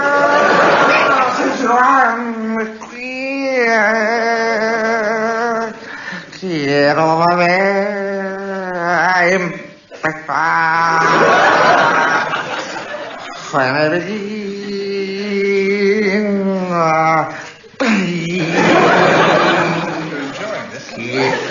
I'm not really, no. Que suede tu vida. Quiero... What does this mean? Si todo se olvida, what's that? Para volver a empezar. Yo que siempre, yo que contigo... Where are you?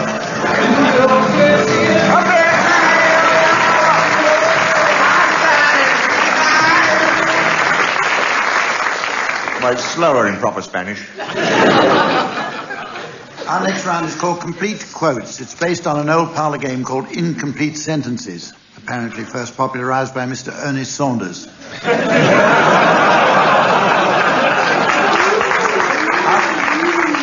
I shall supply the beginnings of some well-known phrases or sayings, teams, and I'd like you to complete them for me. So, Tim, some famous lines from Casablanca for you. Play it, Sam, play... The last movement of Shostakovich's 5th piano concerto in E minor and make it snappy. Willie, here's something pretty stirring. We shall fight on the beaches, we shall fight on the landing grounds, we shall fight in the fields and in the streets, we shall fight in the hills. We shall never... Go near the Germans.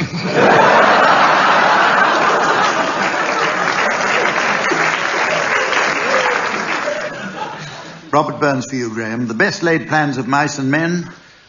seldom coincide.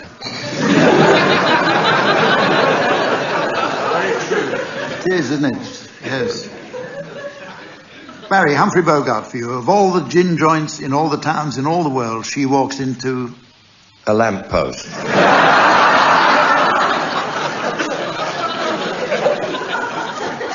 Shakespeare for you, Tim. Alas, poor Yorick, I knew... He wasn't well at breakfast. Short one for you, Willie. E.T. phone. E.T. phone Bob Hoskins and tell him to shut up.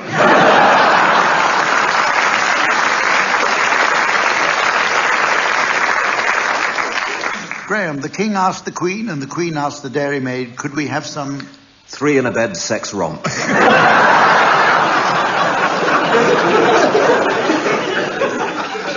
well, this is fun. First time in 22 years. But...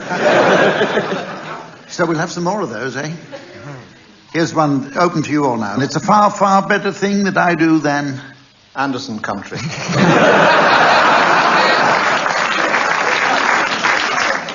How about this one? Go ahead, punk, make my... Quiche.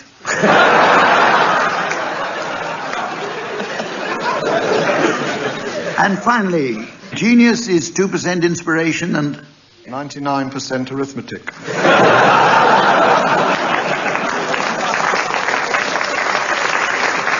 got some accountants in. Right, we have a round now. I can use me buzzer in this one. That's nice. Because I haven't used it for weeks.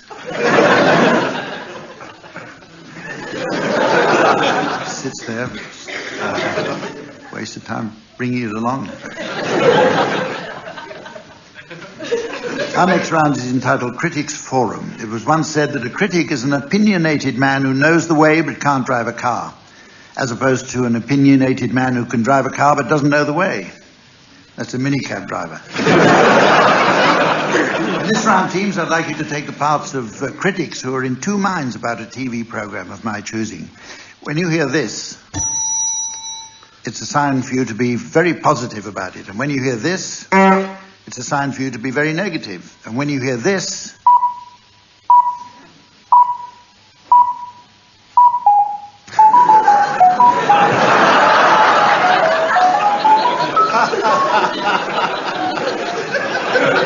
it's a sign that our friend Sooty is reading the shipping forecast.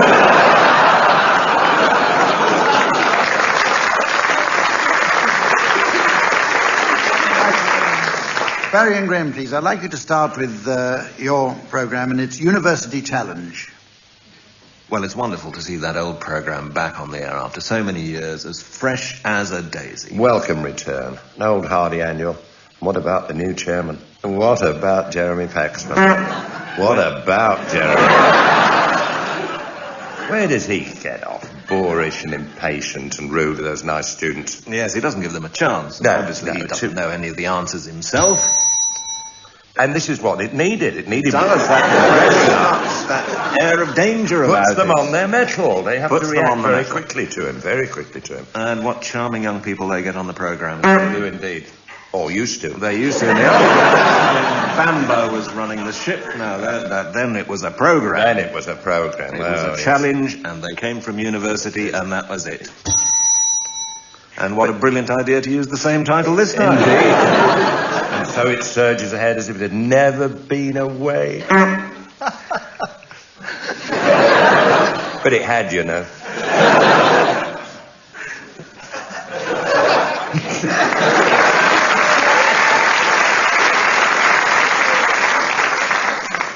Thank you. Your turn now, Tim and Willie. Your programme is Have I Got News for You? What a great programme, Will. Eh?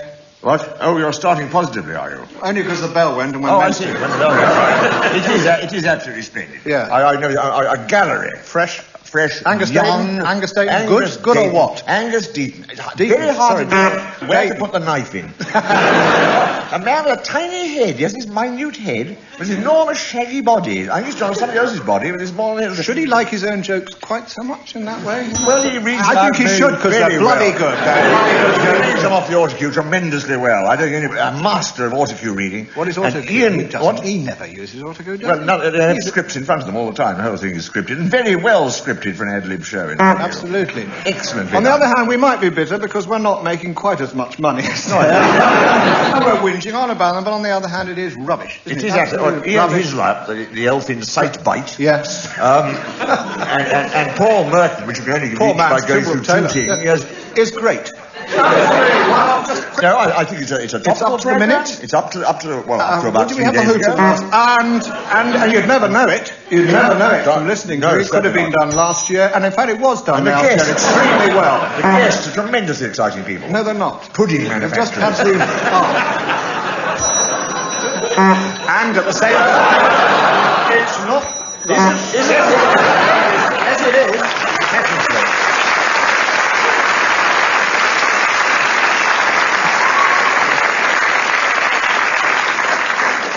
Okay, well, it's now time to play the game called Mornington Crescent.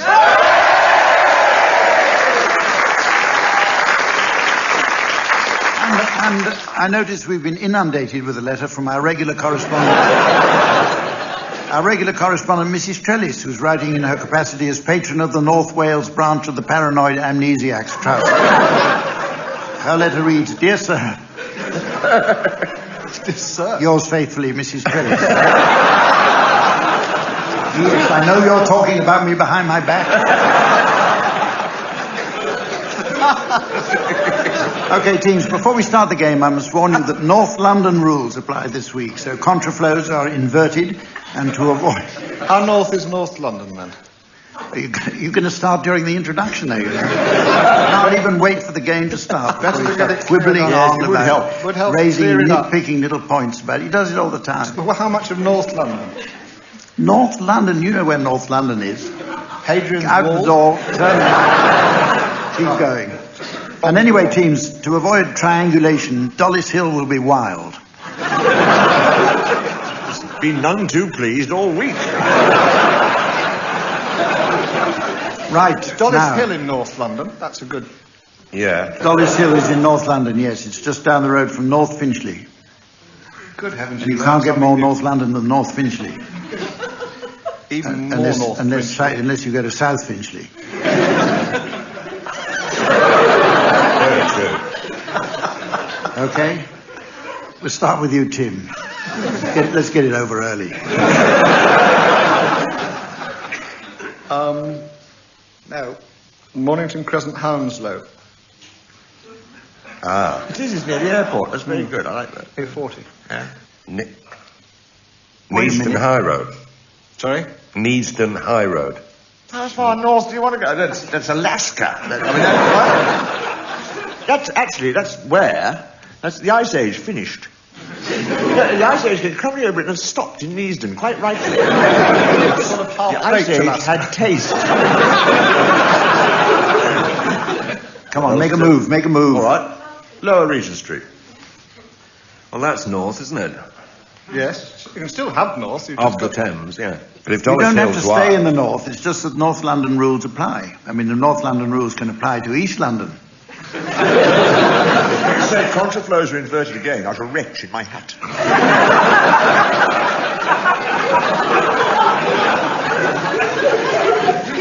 You're tempted, aren't you, Humphrey? and don't forget and put it on like you did last week. Dollis Hill wild, wasn't it? It's not your turn.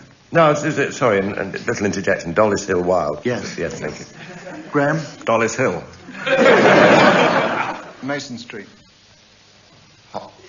Holloway Road. Kensington Church Street. Ever popular in a game like this? Dollis Hill. Oh, yeah. Dollis Hill, then. You? Yeah. You can go. Let's go all the way around. Dollis Hill. I don't think there's any way out. Is this what they call Dollis Hill, mate? It's a North London standoff. I'm afraid it is. We're gridlocked in anyway with this now. Yeah. Not. No, there's a way out. There is. There is. There is a way out. Being? Head south. Battersea High Street. South of the river. Yeah, but he's put you... Where men are men. Yeah, he's put you back in. Dollis Hill. Dollis Hill. I can't do it again, though, can I? What? Well, you can't break out now. Head south. Yeah. It's my advice to you. You I can't. wasn't- I wasn't far south enough. Oh, Lord. Lupus Street. That's gone north again. Oh, well. No, not after Dollis It's not Hill. dangerous. It's all right. It's all right. It's all right. Lupus It's all right. Street. It's all right. Lupus Street. Dollis Hill. Mornington Crescent. Yes.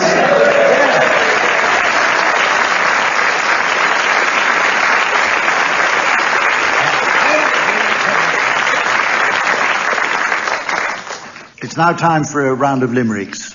As usual, teams, I shall provide each of you with an inviting opening, which I'd like you to complete, taking one line each. Tim, we're going to start you. Hello.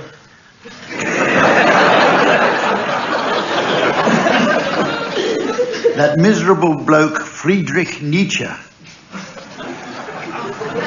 had one most extraordinary feature. He used it to pester a fat tart called Esther. But it luckily didn't quite reach her.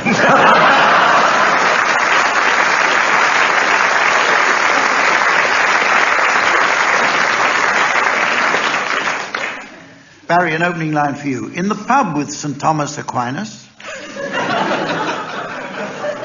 I was rapidly struck by his shyness. When I said, "It's your shout," He quickly ran out. Well, that was a bit of a minus.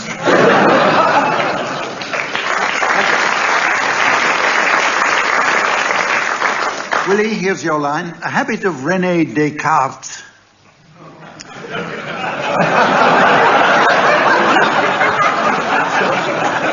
Let me just run through the alphabet there. A habit of René Descartes was to eat very large baked bean tarts.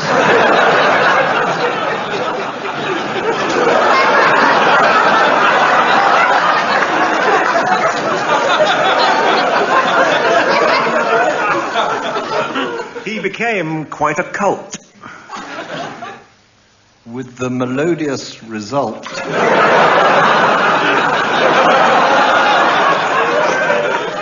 That is now number 8 in the chart.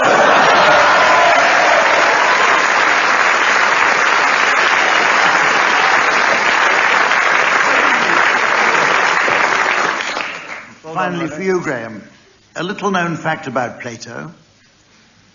He invented the concept of NATO. The Swiss Army knife. The inflatable wife. And the trouserless jacket potato.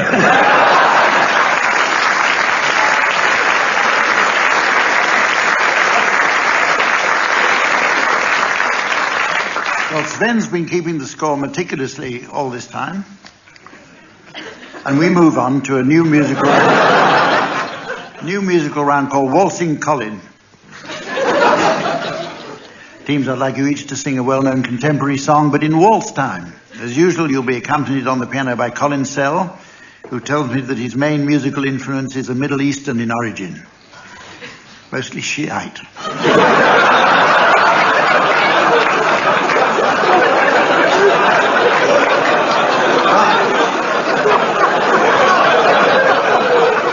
You better start, Tim and Willie, and your song is Great Balls of Fire.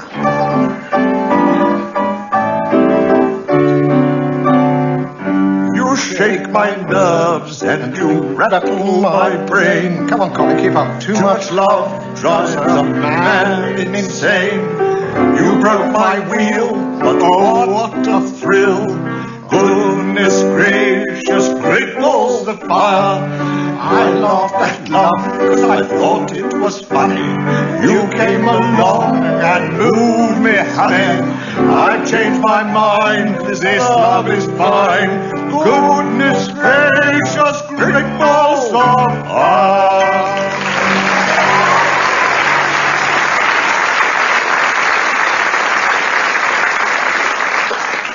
Right, Barry and Graeme, your song is Pink Floyd's Another Brick in the Wall.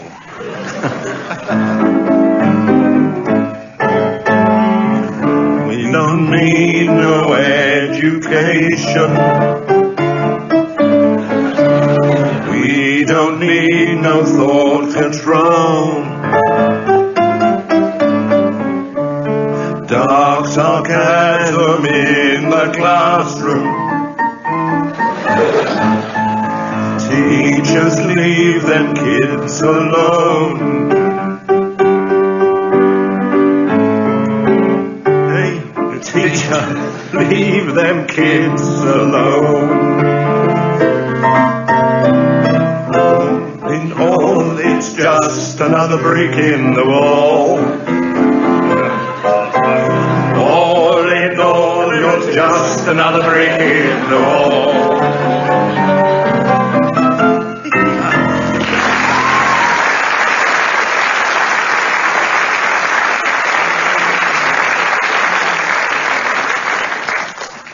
Yeah, it's a good round then. We are fast approaching the end of the show, but there's just time, I think, to fit in a round of Highland Film Club. So, teams, before Sven and I begin to blow on our pipes, perhaps even toss a caber or two, I'd like you please to suggest some titles of films likely to be popular with an audience of Scottish cinema goers. We'll start with you, Graeme. Crocodile Dundee.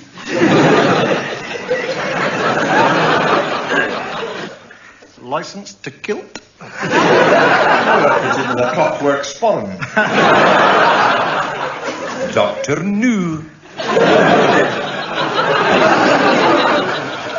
Roger Vardeems and God created Mrs. McTavish. Everydays for 7 brothers. Last tango in porridge. This'll be the day. Sporran correspondent. Look back at Angus.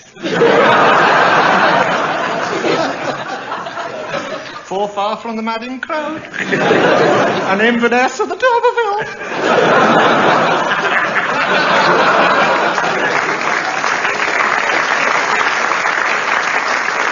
McGonagall with the wind. What's up, Dr. Finlay?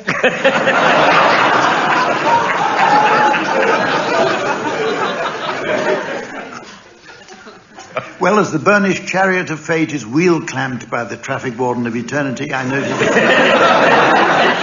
notice that we've run out of time. Join us again next week when we'll be in Chester. Meanwhile, from the teams, Sven and myself, goodbye.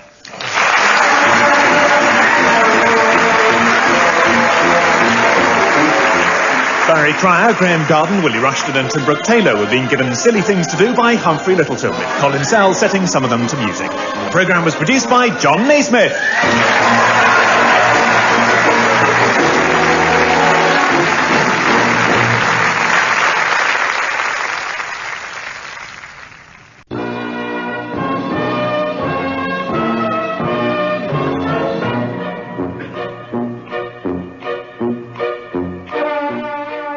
Presents I'm Sorry I Haven't a Clue, the antidote to panel games.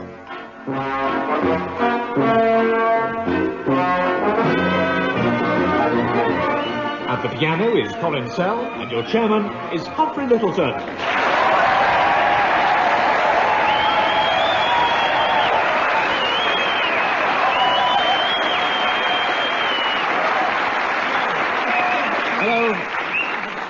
Hello and welcome to I'm Sorry I Haven't a Clue. This week we're coming to you from the historic city of Chester, whose good people recently returned Giles Brandreth as an MP. Sadly, they couldn't find anyone willing to take it back. The last time our teams were here, they were described as unmissable, so to the members of the Cheshire Rifle Club in our audience tonight, let me introduce the targets. They are on my left, Barry Cryer and Graeme Garden.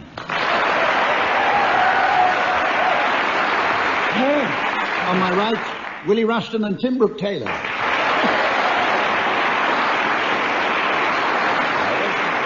And, always eager to do some scoring, please welcome the delightful Samantha.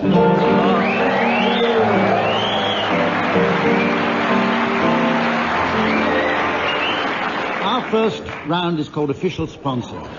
A feature of many of today's artistic and sporting events is the prominent display of the brand names of well-known consumables, often in a manner distracting for the audience. Personally, I abhor this insidious practice and have said as much to the teams over a plate of delicious and at the same time curiously satisfying McVitie's chocolate hobnob.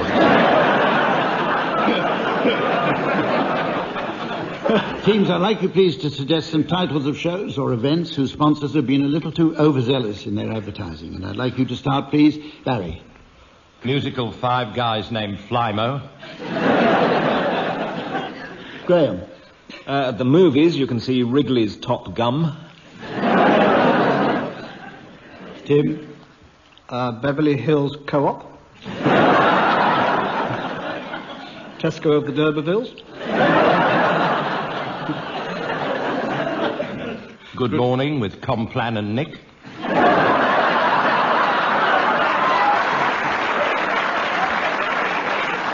Good morning with Anne and Nicorette.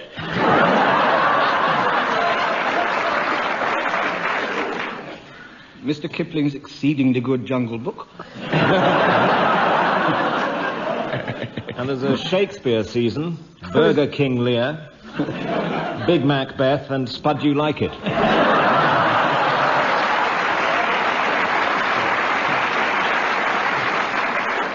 Top of the Pop-Tarts. Wish you were IKEA. And Alan Partridge in Knowing Me, B&Q.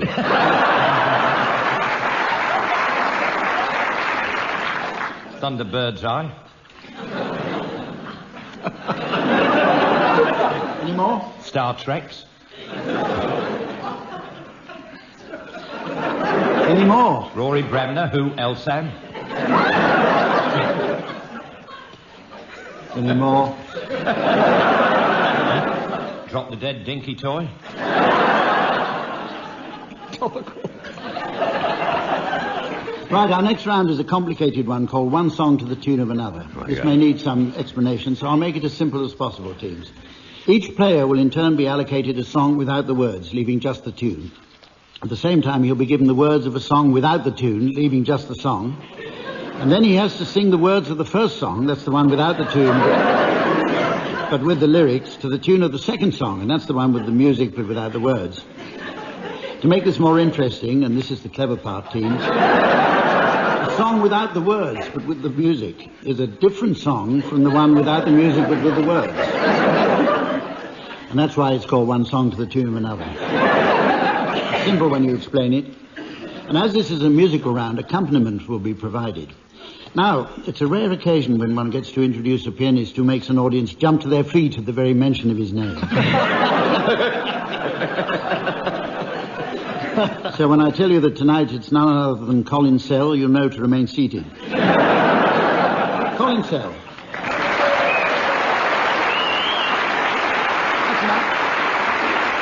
Willie, you're going to start. I'd like you to sing the words of Bohemian Rhapsody to the tune of Strangers in the Night.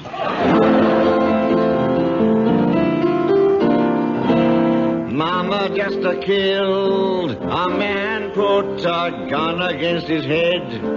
Pulled my trigger, now he's dead.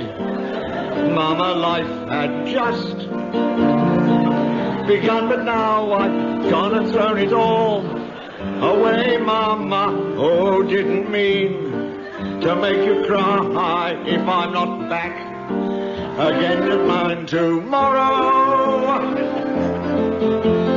Carry on, as if nothing really matters. I see a little silhouette of a man, Scaramouche, through the fandango, thunderbolts and lightning, very, very frightening.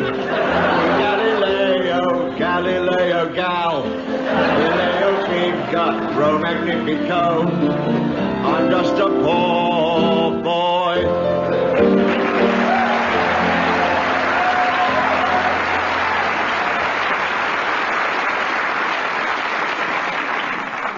Okay, well... Freddie Mercury's revolving, Tim. I think.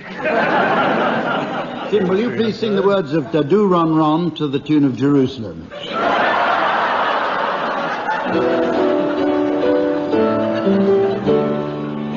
I met him on a Monday and my heart stood still. Da-do Ron Ron, da-do Ron Ron. Somebody told me that his name was Bill. Da-do Ron Ron, da-do Ron Ron. Yes, my heart stood still. Yes, his name was Bill. And when he walked me home, da-do Ron Ron, da-do Ron Ron, da-do Ron Ron. And when he walked me home, da-do Ron Ron.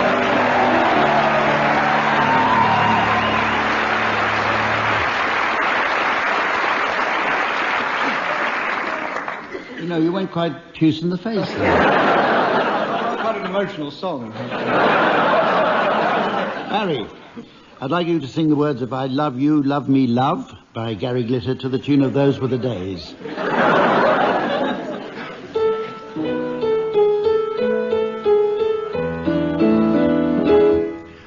We're still together after all that we've been through. They tried to tell you I was not the boy. For you they didn't like my hair, the clothes I loved to wear. They didn't realize that I was strong enough for two. I love you, love you, love me too, love I. Love you, love me, love you. I love you, love my only true love. I love you, love me, love me, love.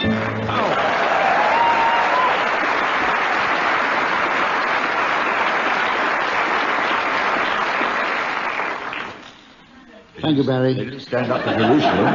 Finally, Graeme, now, I want you to... Well, I don't actually. Got to introduce it somehow or other. Will you sing the words of Hit Me With Your Rhythm Stick by Ian Dury and the Blockheads to the tune of O Sole Mio?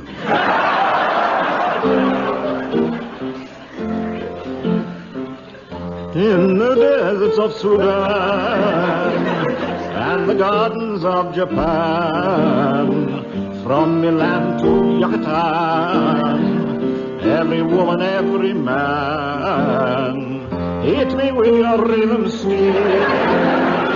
Hit me, je t'adore. It's liberty, hit me, hit me, hit me, hit me. Hit me with your rhythm stick. Hit me slowly, hit me quick.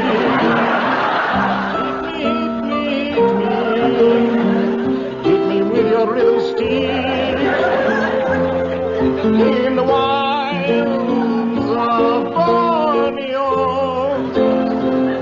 and the vineyards.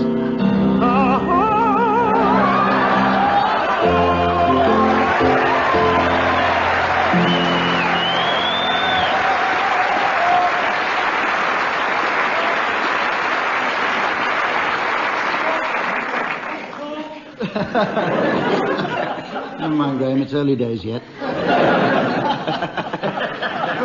At this point, teams, I want to forewarn you of a popular ball in the social calendar to which I'll be asking you to announce the late arrivals at the end of the show. And this time it's the Motor Mechanics Ball. That's the Motor Mechanics Ball, because I just said it. So...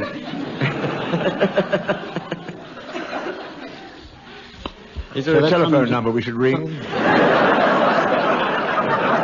Meanwhile, while you're thinking about that, we'll go on to the next round, which is called Banker's Jargon. A long time ago, there was no such thing as merchant banking, and as a result, the world was deprived of fiscal stability and, of course, more importantly, a useful piece of rhyming slang.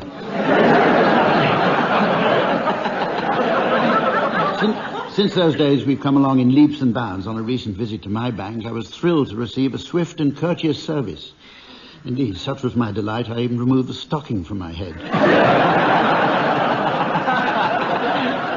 Teams, in this round, I'd like you please to utter some words or phrases habitually used by bankers, together with an explanation of what they really mean. So, Graeme. How may I help you means go ahead, punk, make my day. Interest means lack of interest. Balance means tipped in our favour. Students welcome means you're welcome to students.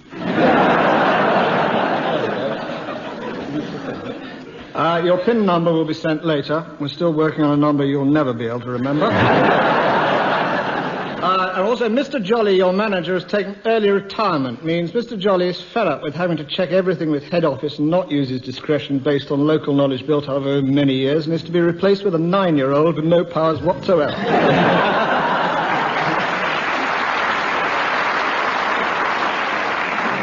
Struck a chord there. The listening bank. What? The bank would like to say yes, piss off.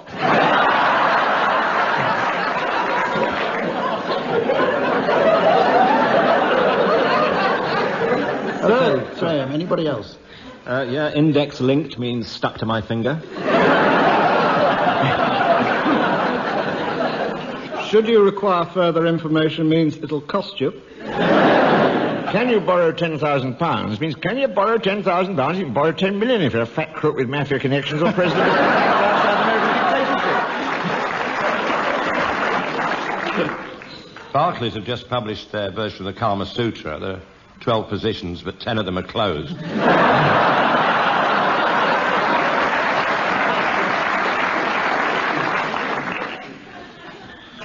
Okay, well, we're now going to play a game called Sound Charades. It's based on the erstwhile TV show Give Us a Clue, which featured Lionel Blair, the dancer and father of the Labour leader Ramsay MacDonald.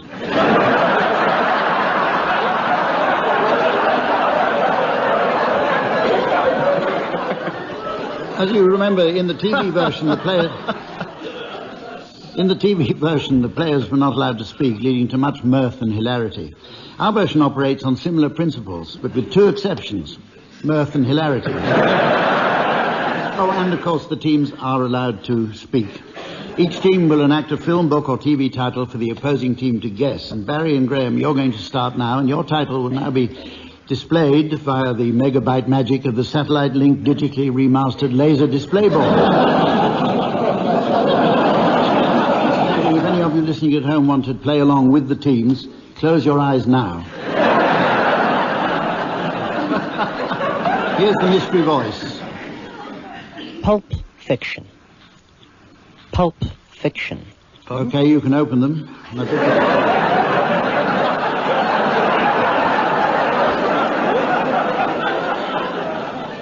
I bet you feel an idiot.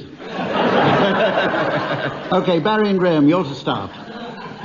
Right. Is it a film, book, TV program, It's or a what? film. Just a film. 2 words. Here it comes. Hey, Barry. Yes. You know how they make paper? Well, yes, sort of, yeah. Well, you know, they cut down trees and grind up the wood into a sort of, sticky sort of mess and then roll it out and make that into paper. Right, Yeah. right. It's not true, you know.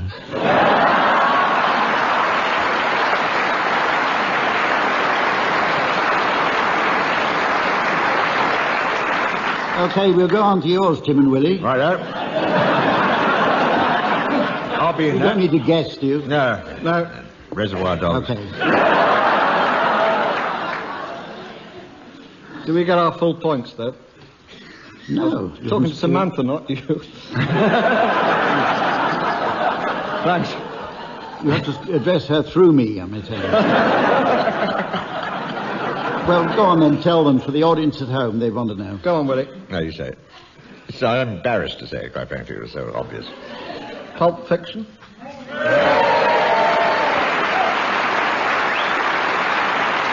fair guess.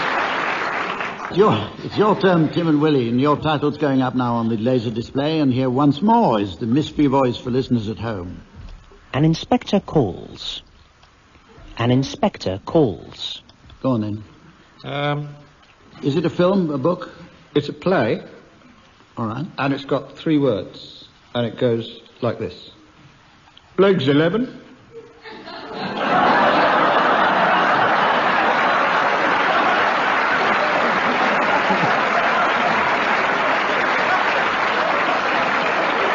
is a frighteningly quick audience. 2 fat ladies. Clickety-click.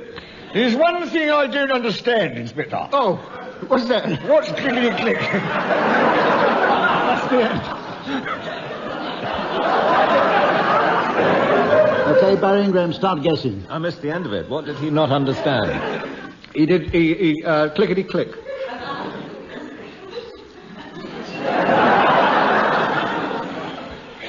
$66. Yes. Yes. Oh. All these questions hurtling at us. I don't think you're going to get it. Bingo is not involved at all in this, is it? No. In the answer. Bingo or legs 11, football. They're clapping the fact that bingo is not involved. Right. Or bingo or callers or... Oh. The something caller. Is it? It isn't very And amusing. This is Inspector getting Call. perilously like...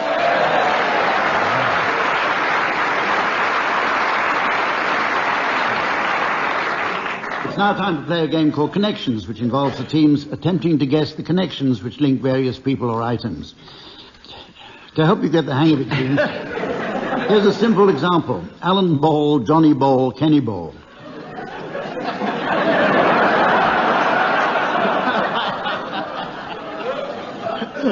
And the answer, it says here, are none of them ever properly mastered the trumpet. Obviously.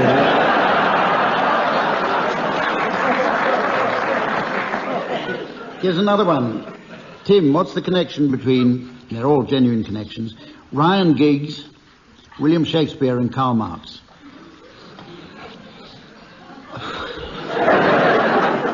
Ryan Giggs and Karl Marx are both left-wingers. Thank you for that applause. William Shakespeare. They all played for Stratford United.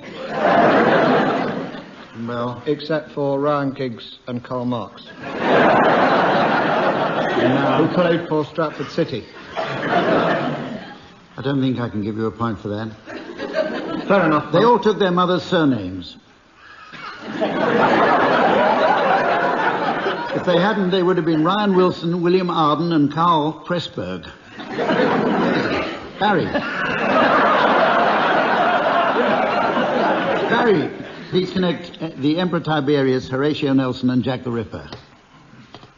They all had one arm.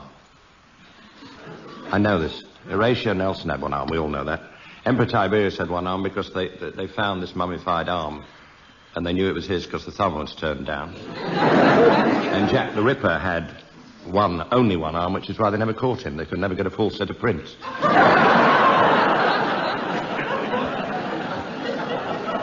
Well, I'll tell you, they were all left-handed, although Nelson was originally right-handed.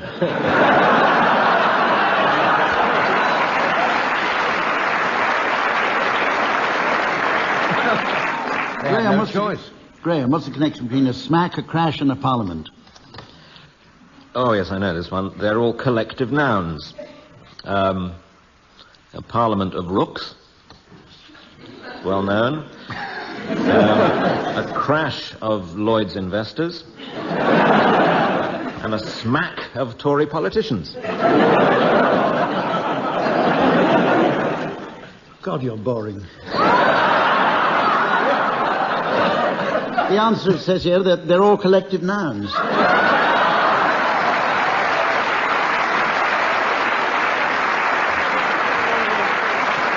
You got the details wrong. It's a smack of jellyfish, a crash of rhinoceroses, and a parliament of owls. Willie, what's the connection between the Duke of Edinburgh and a dining room table? Well, of late there have been rumours that these could well be the parents of Prince Charles.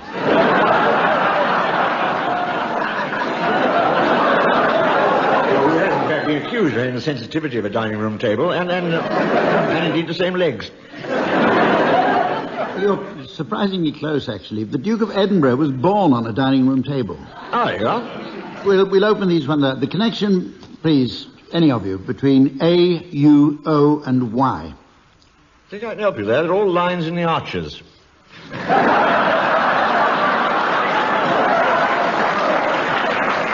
Hey, you... Oh, boy. The whole episode, isn't it? Any other suggestions? Well, I'll tell you, they're the 4 shortest place names in the world. True stuff. Gosh, that's interesting, huh? A Duchess, large ladies, and roofing tiles. Oh, it's a night out with Fergie. Yeah, but in fact, there are also the names of sizes of roofing tiles. Struggle along without knowing that. Finally, bison, and the North American bison. There's another night out with Fergie. Do you know that? No, I don't know that one, Hump. Do tell us what it is, pray. What's the answer, Hump? Well, it's the fact that a bison is the Latin name for the North American bison.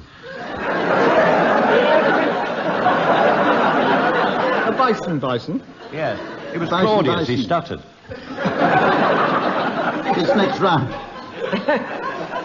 This next round is called antithetical duets, in which the teams take it in turns to sing a well-known song. It's not to be confused with antitheistical duets, in which the teams take it in turns to dispute the existence of a well-known god. As it's a musical round, piano accompaniment will be provided by Colin Sell. Incidentally, Colin was telling me before the show that he's just about to complete his latest album. All he needs is the last set of prints back from Super Snaps.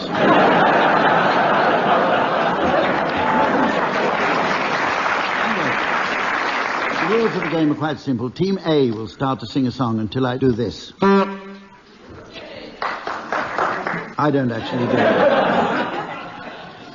I've got a thing here that does it for me. In case you think it's me. No way to talk about Samantha.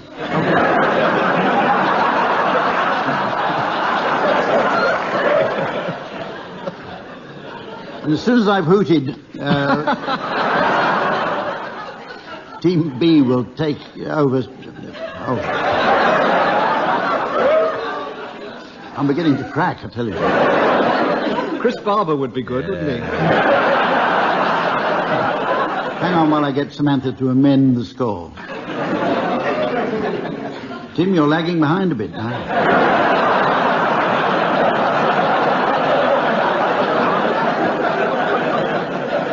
No, when I blow the hooter there, Team B will take over by singing their song and so on. Right, I'd like you to start, please. Team A. Barry and Graeme, your song is The Sun Has Got His Hat On, and Tim and Willie, your song is Raining in My Heart. The sun has got his hat on, hip hip hip hooray! The sun has got his hat on and he's got the sun is out, the sky is blue, there's not a cloud to spoil the view, that it's raining coming out today. Now we'll all be happy, hip hip hip hooray! The sun has got his hat on, raining in my heart. The weatherman says clear today, so and he's coming out today. He's been letting tourists out in Timbuktu. He doesn't know you've gone away and it's raining. Now he's coming back to do the same to you. Jump into your sunbath, it's raining in my heart. Oh, misery, misery. The sun has got his hat on and he's coming out. What's gonna come of me today?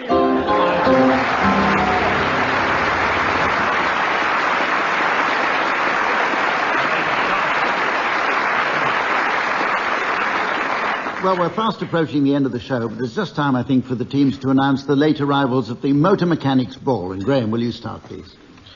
Mr. and Mrs. Beretta and their son Carl Beretta.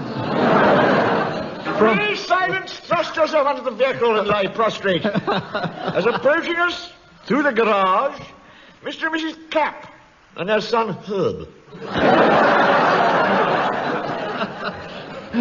Give a little European welcome, please, from Spain and Sweden. Mr. and Mrs. Go at Starting It Again, and their son, Juan Go at Starting It Again. And will you welcome, please, Mr. and Mrs. Dependable and their son, Reliant Robin.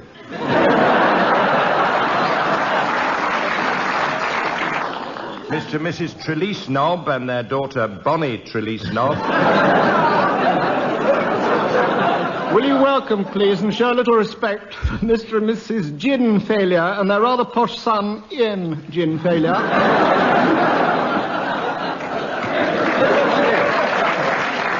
Still your laughter. Here come the Absorbers and their son Jacques.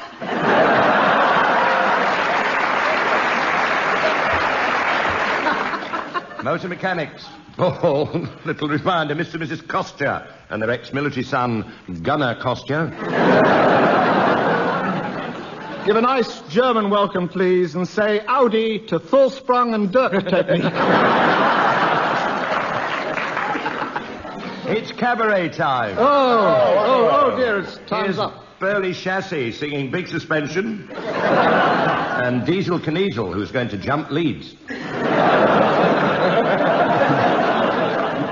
welcome, please, Bernard Matthews, who was going to arrive with a 6-foot-tall chicken, but he's had to come on his own because his big end's gone. From India, an alligator wrestler, D.I. Singh, and his Hindi gator.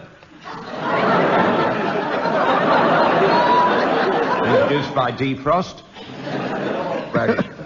Mr. and Mrs. are up with 4-star, and their son Phil are up with 4-star. Mr. and Mrs. Minor and their son Cyril, who's a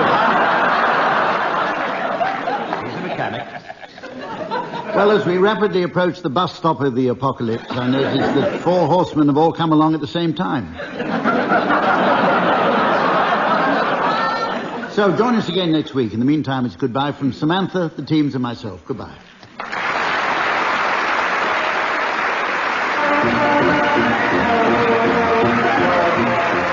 Tim Brooke-Taylor, Barry Cryer, Graeme Garden and Willie Rushton were being given Silly Things to Do by Humphrey Lyttleton, with Colin setting some of them to music. The programme was produced by John Naismith.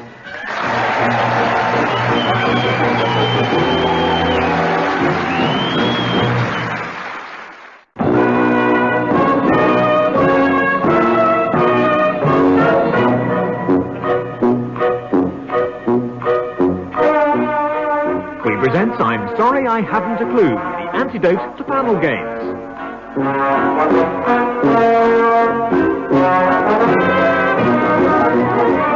At the piano is Colin and your chairman is Humphrey Lyttleton.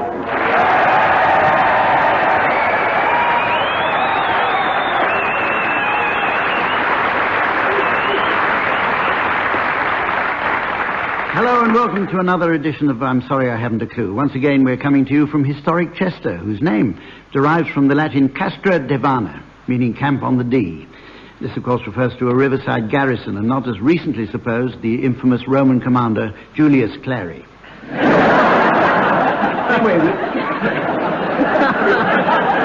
Anyway, we're the guests of the Malloy Hall here in Chester, and when I say we, I'm referring to our splendid teams.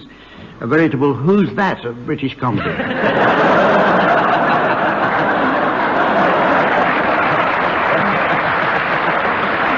On my right, Willie Rushton and Tim Brooke-Taylor.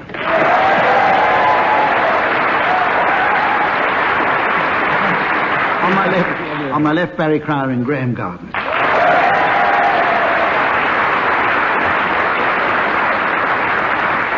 And here to give the teams one when she feels they deserve it, please welcome our scorer, the delightful Samantha.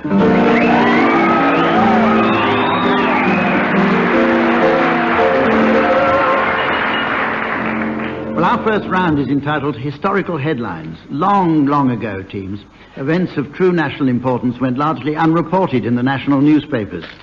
And in this country, it's a tradition that's upheld to this very day.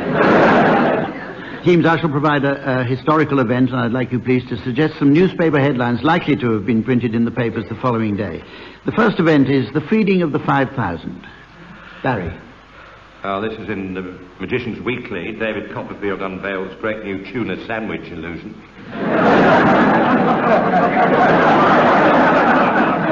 Willie. This is from the Jewish Chronicle, our goldfish kosher.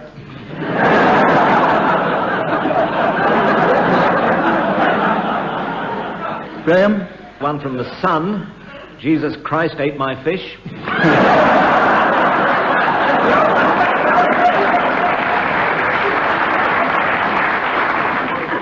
And Tim.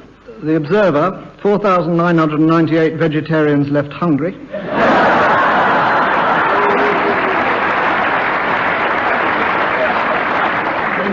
News headline in the Daily Mirror, where's the ketchup then, shout Pharisees. The Financial Times is more impressed by the sermon that preceded the miracle and said attractive property gains for Meek forecast.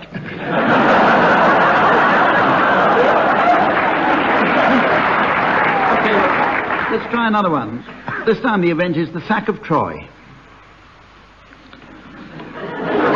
Daily Mail in the female section, under household hints, always look a gift horse in the stomach. Sound bit of advice in the Guardian, beware Greeks bearing tits. Sporting Life. Big wooden bugger, odds-on favourite for Troy Handicap.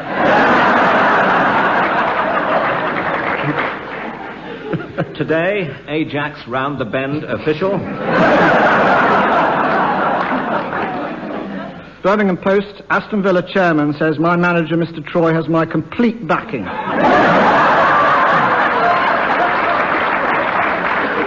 Well, time's getting on, so now let's go on to a round called Pick Up Song. However, before we start, I must apologise to listeners in the West Midlands. It must be very unpleasant at this time of year.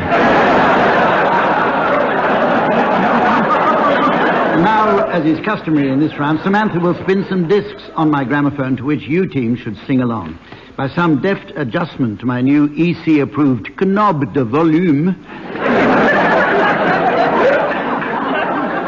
Samantha will cause the music to drop out at a certain point. If on its return you're within a gnat's crotchet of the original teams, I'll be awarding points, and points mean prizes. What do points mean?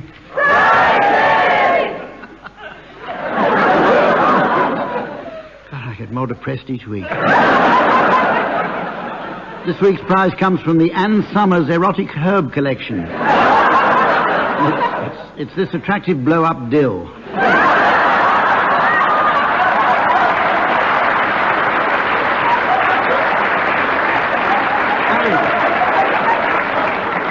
Barry, I'd like to make it clear to my aunt who listens to this programme regularly that I don't understand any of these. Barry, I'd like you to start by accompanying Gene Vincent singing Bebop. Baby, bebop, lula, she's my baby love, my baby love, my baby love. She's the girl in the red blue jeans. She's the queen of all the things. She's the one that I know. She's the one that loves me, so say bebop.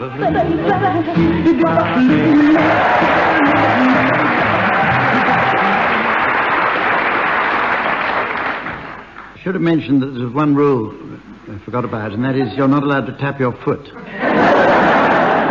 So sorry, Barry. Tim, will you please accompany Shawaddy Waddy singing Under the Moon of Love? Let's go for a little walk under the moon of love. Let's sit down and talk under the moon of love. I want to tell you that I love you, and I want you to be my girl. You're behind me. Let's walk, let's talk under the moon of love, moon of love. You were looking so lovely under the moon of love. Not the feet. You're shining so brightly under the moon of love. I wanna go all the time, and be my love tonight. God, let's talk, let's walk under the moon of love.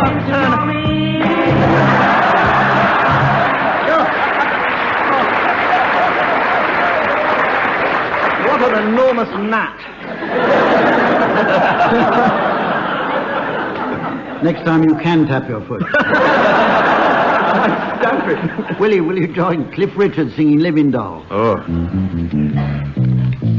Got myself a crying, talking, sleeping, walking, living doll.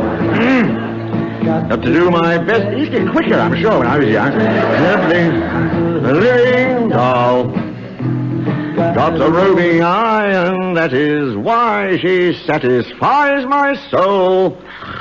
Got the one and only walking, talking, living doll. Take a look at her hair.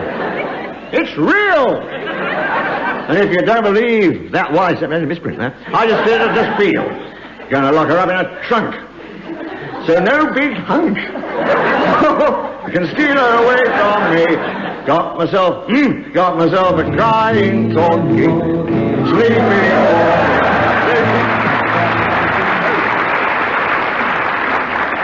Finally, Graeme, will you and Colin Sell please accompany Nina Simone singing My Baby Just Cares for Me?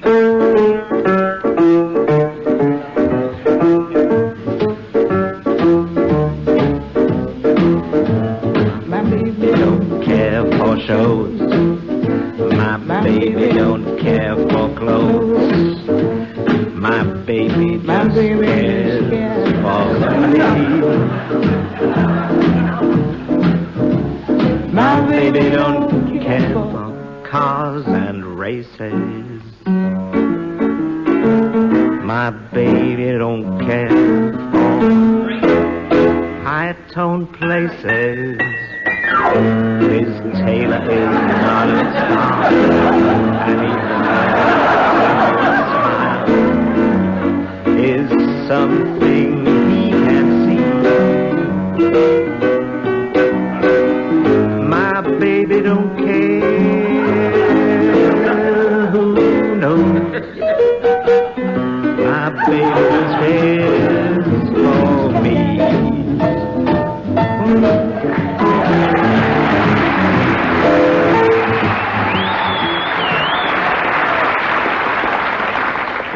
Our next round, word for word, involves the teams uttering a meaningless series of unconnected words. Interestingly,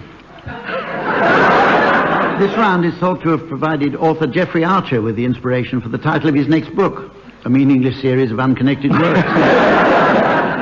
I shall ask one team to exchange a series of completely unconnected words between them. The opposing team may challenge if they notice a connection. If I uphold the challenge, then the challengers should take over? They damn well will take over. Okay? Right, well, Tim and Willie, will you start, please? Umbrella. Follicle. Chop.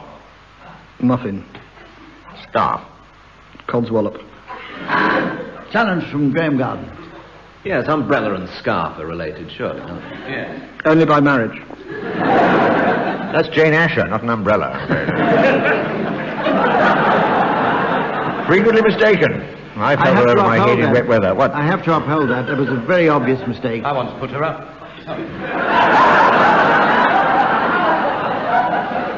If she'd known you were coming, she'd have baked a cake.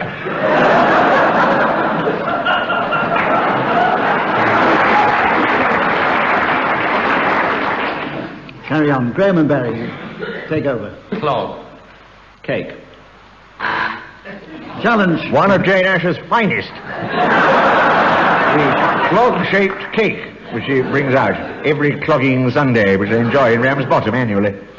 Well, to tell you the truth, I didn't cancel out the buzzer, so I haven't a clue what happened then, so... Oh, Barry and Graeme, carry on. Flange.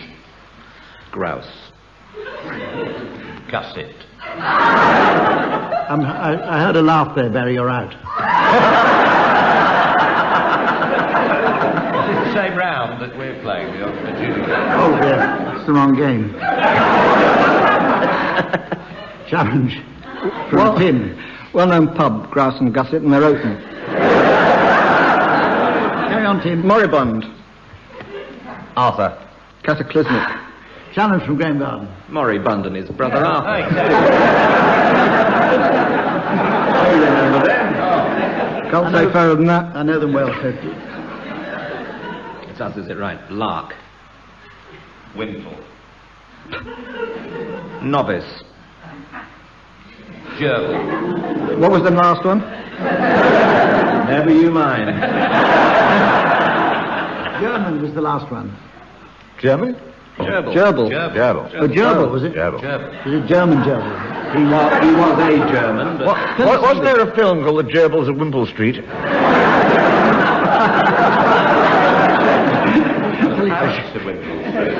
Carrots? Carrots. Oh, no, the carrots of Penzance, you'll think.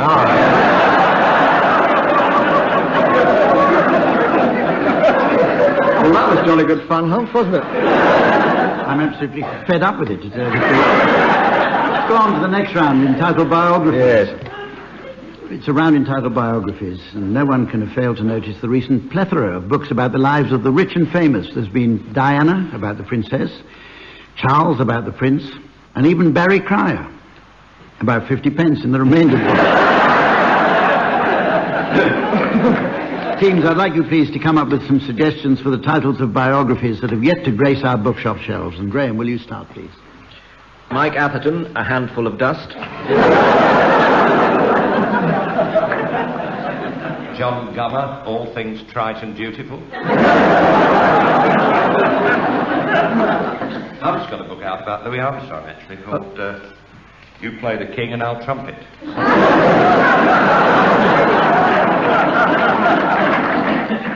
Des Lynam, why do I do that?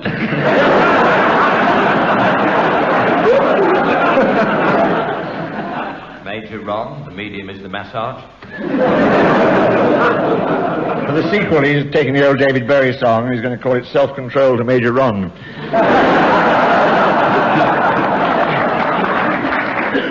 David Mellor, away goals count double.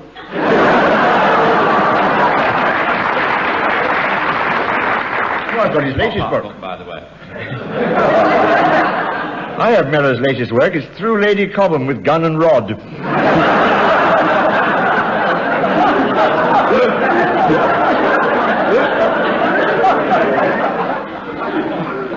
Elvis Presley, My Life in Tesco's.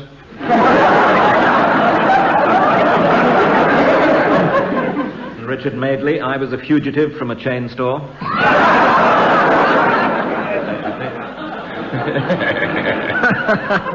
It's now time to play the game called Mornington Crescent.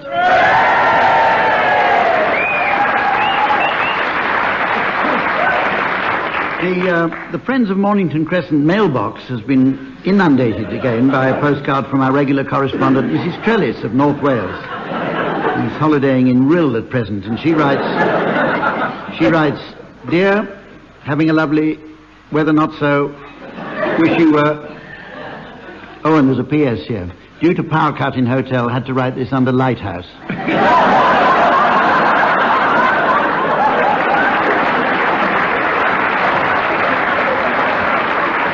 Anyway, back to the game. This week we'll be playing Hugo's second stratagem. And in case you've forgotten, teams, this means that moves across consecutive rows are prohibited, unless, of course, you're in nip. Tim, will you start, please? Across consecutive rows? Oh, we're not going to have an argument again.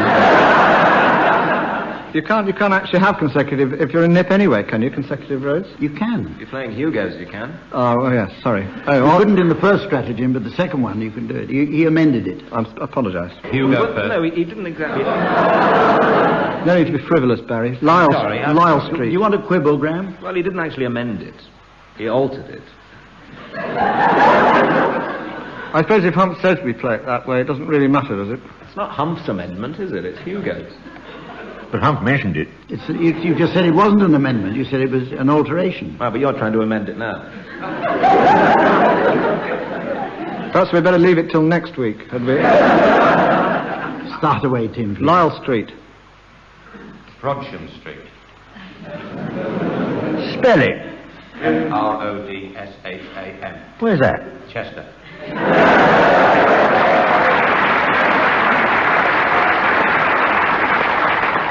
Tite Street. Trinity Street. Oh, blimey. It's not that bad. I hope you're not going to do anything very, very silly. Do you think... Fleet Street. Farrington. No. That's a madness. Westgate. Oh! No, we've forgotten the consecutive roads. Funny little pocket of people over there we've got. They come from Chester. Oh. They probably voted for the loony and the jumpers.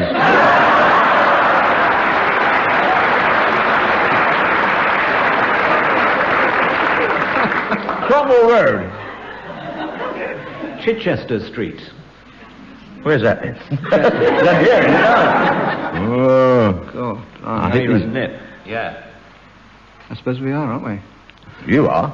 I have Is to there wear any the way rules. out of it? Absolutely, yes, for me. But not for you. I go, you're coming with me. All right. Don't forget, consecutive rows are now not prohibited. Because you're in nip. Baker Street. Thank you, Hump. Trinity Street. Knightsbridge. Brandreth Square.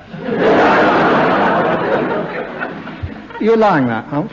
Listen, at this stage in the game, I'll allow anything. In that case, Mornington Crescent.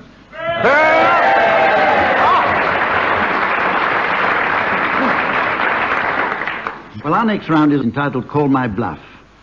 As you remember from the television program, participants were expected to issue forth a stream of anachronisms, inanities, and blatant lies.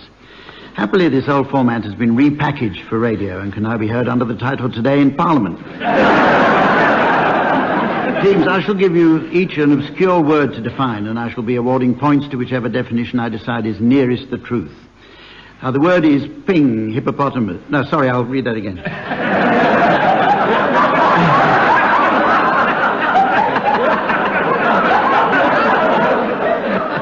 The word is...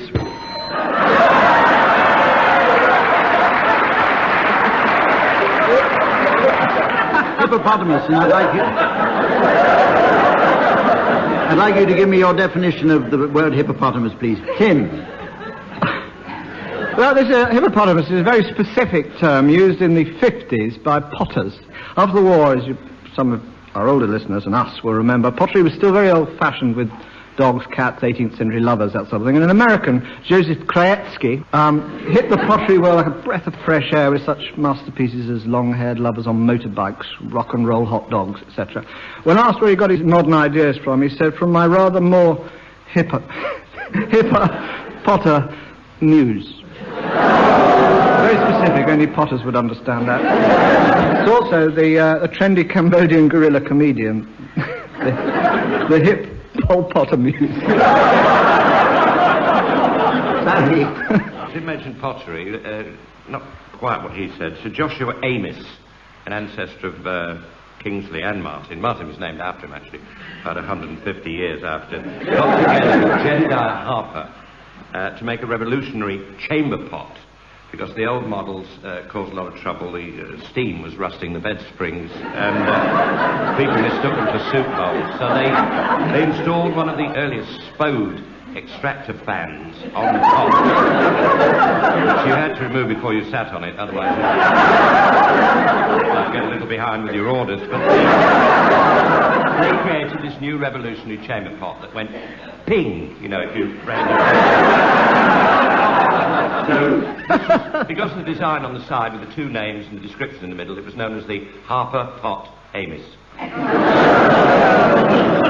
Willie, in the golden days before Spitting Image, when Jim Henson and Frank Oz used to do that wonderful thing, the Muppets, was very lovely, they did actually a blue version of it, behind closed doors. Appalling things happened between the Frog and Miss Piggy. No decent person should really ever see. Suffice to say, it never will be seen. It exploded. But the thing to ask for, if you want to see these puppets at it, is go in and ask for hip puppet amours.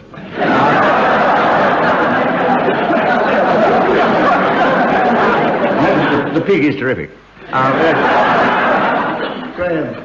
Well, this goes back to the year when the Marx brothers entered the US Open Golf Championship. And it was very tense.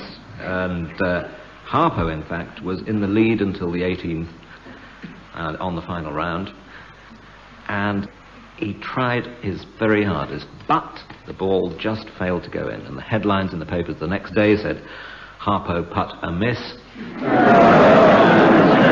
The word passed into the language. Harpo putt a miss.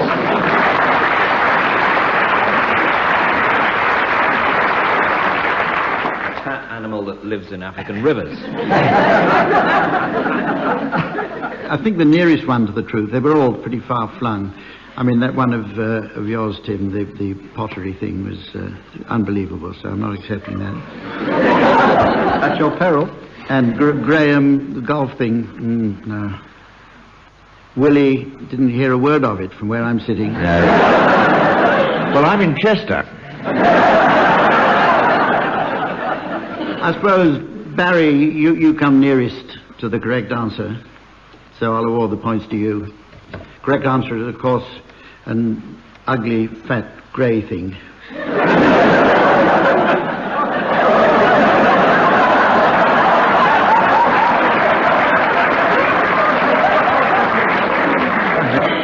You did mention Kingsley Amis. On we go now to a hilarious musical round called Just a Minute, which goes some way to prove that although the gift of laughter is a rare and precious thing, it comes a poor second to the gift of industrial strength earplugs. It's a musical version of the popular radio show Just a Minute, so as you would expect, team members should attempt to sing a song without repetition, hesitation, repetition, lobster or deviation. Those not singing may buzz to challenge, and you'll be accompanied on the piano teams by the ever-popular Colin Sell, who receives sacks of fan mail. Here's an example. Dear Colin, the Ventaxia kitchen extractor removes all the unpleasant...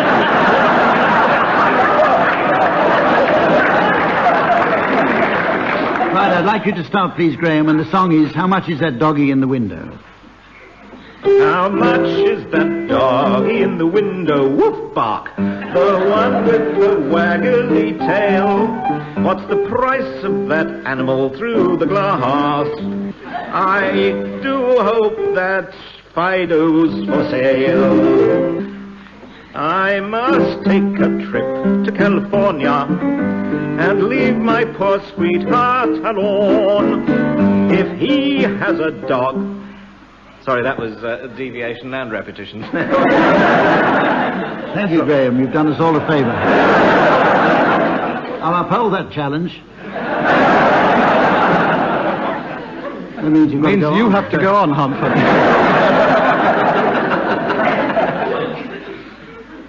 She won't be lonesome, and the animal will have a good home. I don't really want to say this, but Willie, What? For the benefit of listeners at home, if you'd wait for me to say challenge from Willie, they're not going to be able to distinguish your voice from... Don't they have stereo on Radio 4? What's that got to do with it? I don't know. I could never understand in the war how Lord Haw was so much louder than Uncle Mac.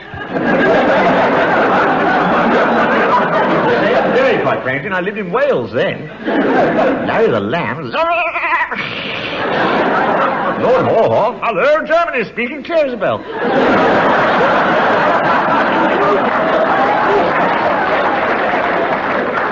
That's almost all we've got time for in the time.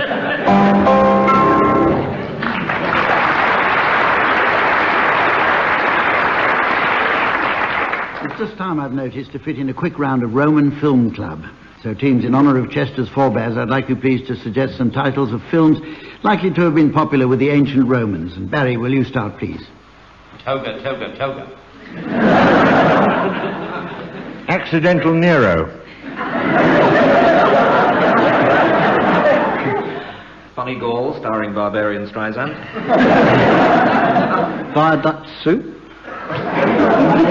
Mad Maximus.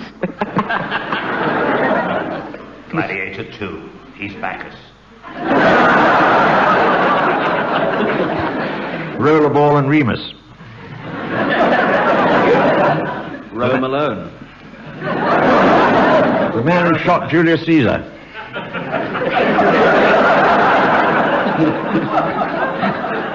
Orgy and Bess. With Caesar Minelli. Adrian's Wall Street. Good night. Well, as the vanquished charwoman of time begins to shaken back the shag pile of eternity.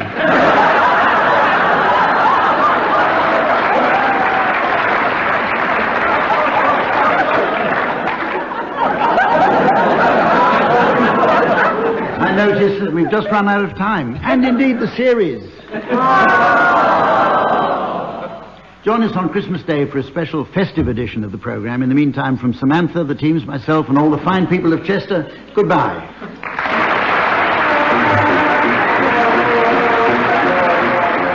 Tim Brooke-Taylor, Barry Trier, Graeme Garden and Willie Rushton were being given Silly Things to Do by Humphrey Lyttleton, with Colin Sell setting some of them to music. The programme was produced by John Naismith.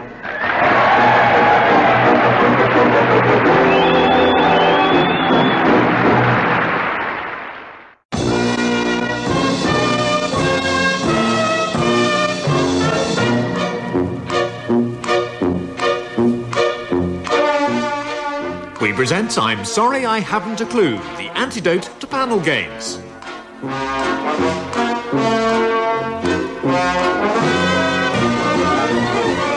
At the piano is Colin Sell, and your chairman is Humphrey Lyttleton.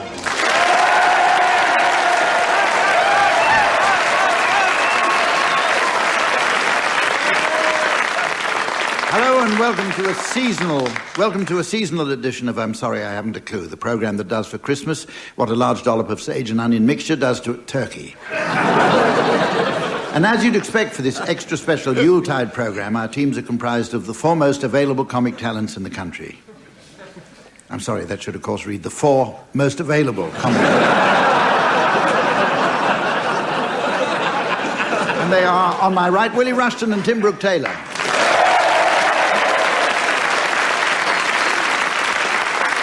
And on my left, Graeme Garden and Barry Cryer.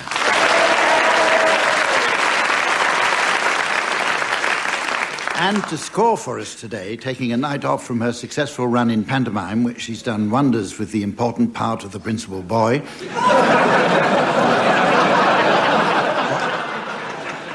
A warm hand, please, for the delightful Samantha.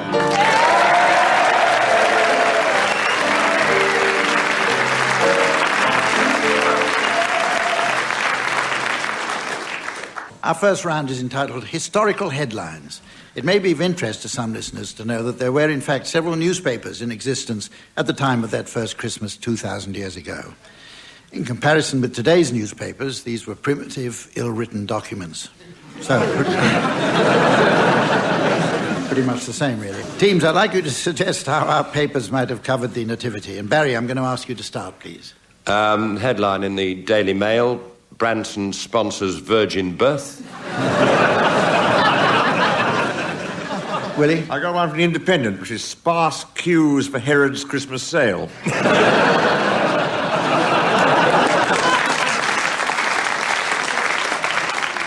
Graeme? The one from Exchange and Mart, unwanted frankincense and myrrh, will swap for Nintendo.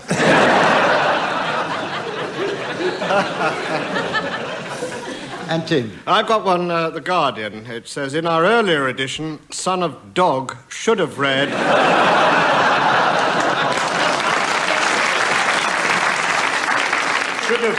Accrington Stanley Fire. Right, open season now. Anybody got any more?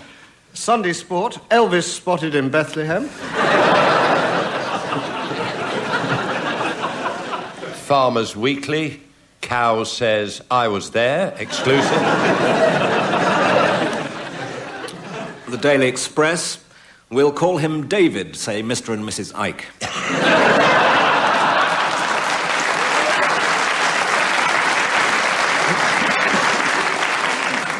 Times, we were following yonder star, unlikely claim by three wise men held at customs.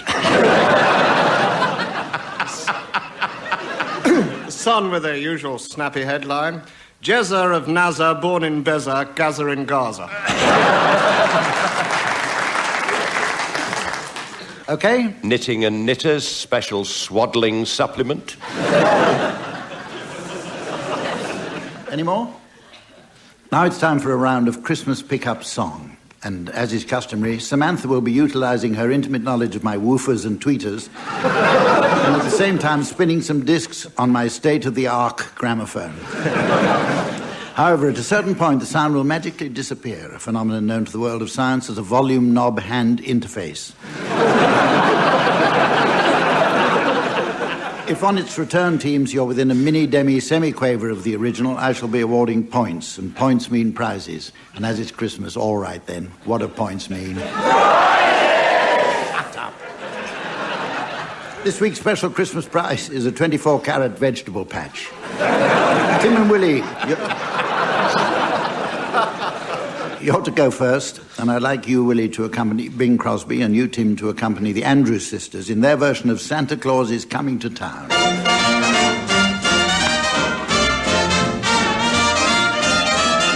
You better watch. You better watch out. You better not cry. You better not pout. I'm telling you why. Why? Santa Claus is coming to town. Gather round. Gather round. He's making a list. Checking him twice. He's going to find out who's naughty and nice. Santa Claus is coming to town.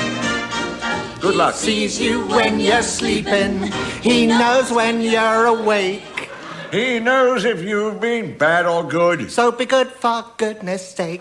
Oh, you better watch out. You better not cry. You better not pout. I'm telling you why. Santa Claus is coming to town. 2, 7, 9. Little tin horns and little toy drums, Rudy toot toots and rummy tum tums. Santa Claus is coming to town. 7.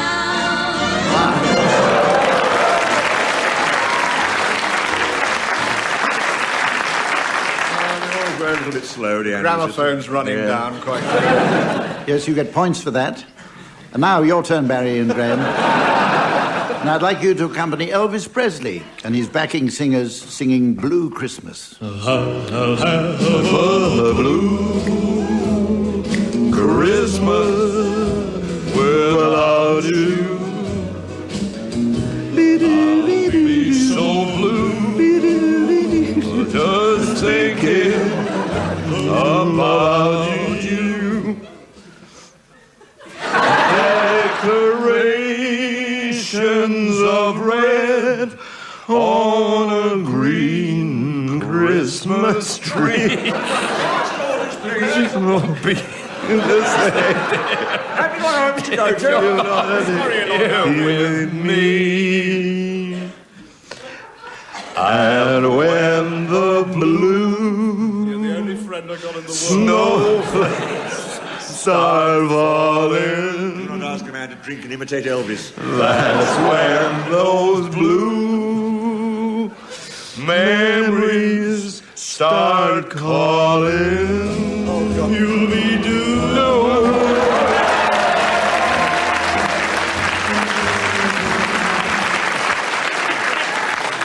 And finally, and I must admit slightly against my will, Colin Sell, will you accompany the pub pianist Mrs. Mills with Rudolph the Red-Nosed Reindeer?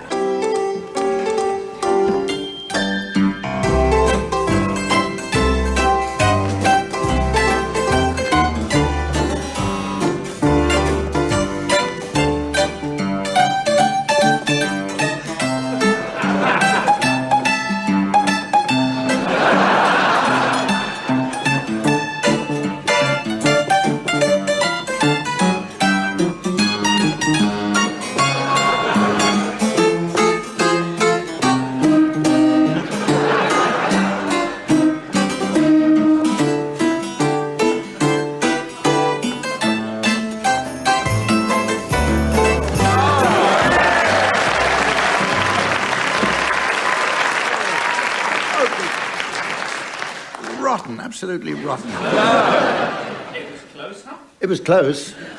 What to, I don't know, but it was close. Anyway, Mr. Jolly, Mills. I'll give you some points for that, too. I've got plenty to spare. The next round is called Word for Word. If you don't remember it, it might help.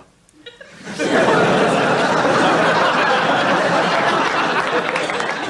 you don't remember it, it might help if I told you that it's the one... It's the one which involves each team providing us with a meaningless series of unconnected words. In this particular version, teams, I'd like you to take it in turns to come up with a series of otherwise unconnected words on the subject of Christmas. The opposing team may challenge if they notice a connection. If I uphold the challenge, then the challengers should take over. Barry and Graeme, you can start. Pudding. Tree. Stuffing. Argument. Challenge from Tim. They're all to do with Christmas.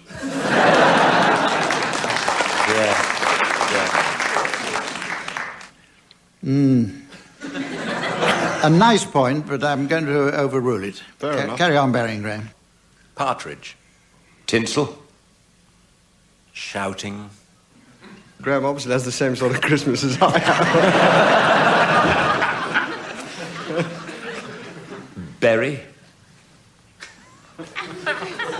Hatchet.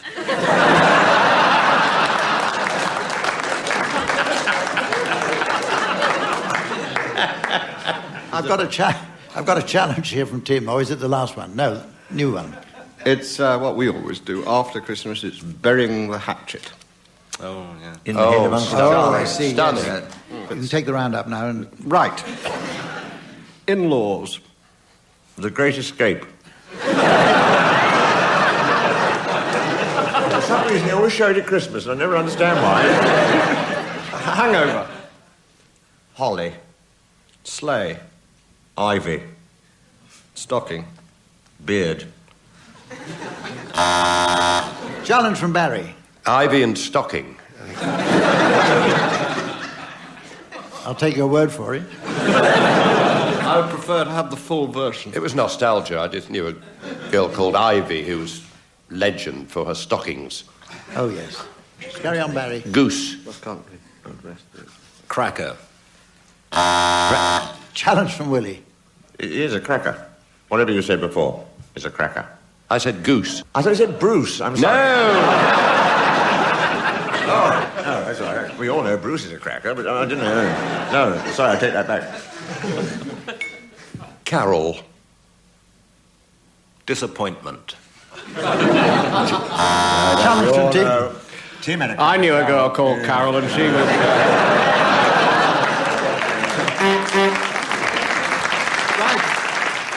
The next round is called Santa's Film Club. Teams, I'd like you please to suggest some suitably Christmassy film titles that you feel might usefully be shown over the festive period. And Tim, would you start, please? I'll start with 3 Wise Men and a Baby. King Kong merrily on high. Dial M for myrrh.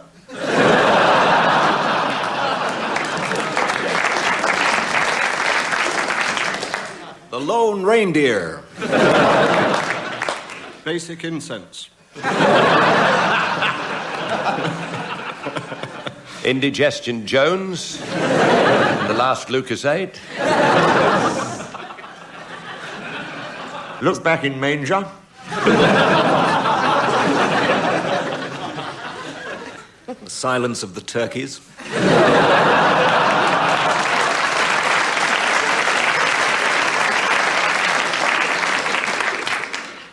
Missile Total Recall. Wenceslas Lassie come home. Gunfight at the OK Carol service.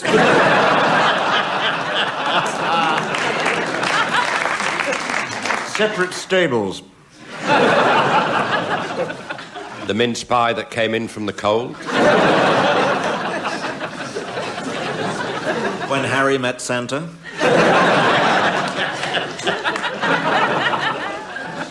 Jagged Sledge. Ho, ho, Home Alone 2. The Turning of the Scrooge. Now, teams, listen, loath though I am to interrupt proceedings, I must announce that in an uneventful moment during the last round, and there were plenty of those, our scorer Samantha informed me that she would like to perform for us her special party piece with the help of Colin Sell on the piano. So, in what must be something of a first for both this programme and indeed wireless broadcasting in general, please welcome Samantha.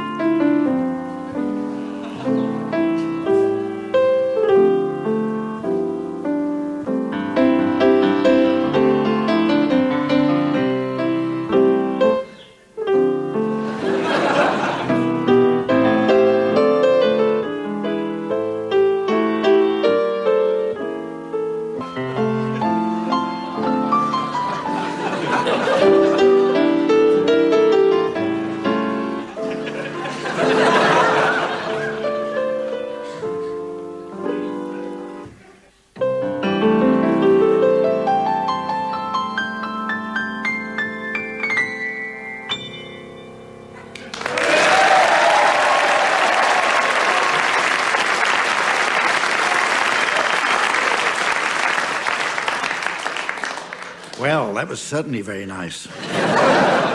And there was I thinking she was going to sing.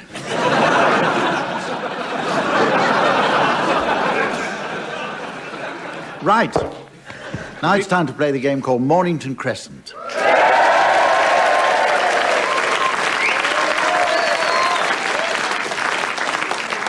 And because it's Christmas, we'll play the special nativity version of the game. The rules are almost identical to those of the standard game. However, in this version, the winner is the first person to reach Bethlehem.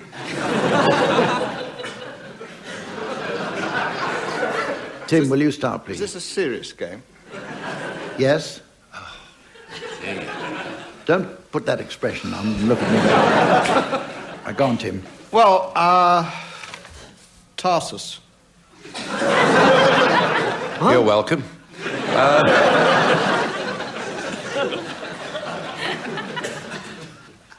Nazareth Mews.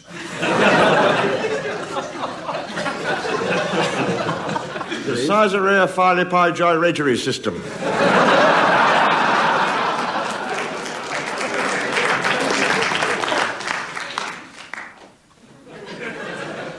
Shepherd's Bush.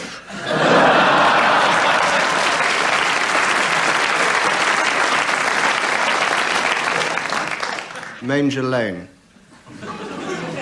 Pharisee Drive. Pudding Lane.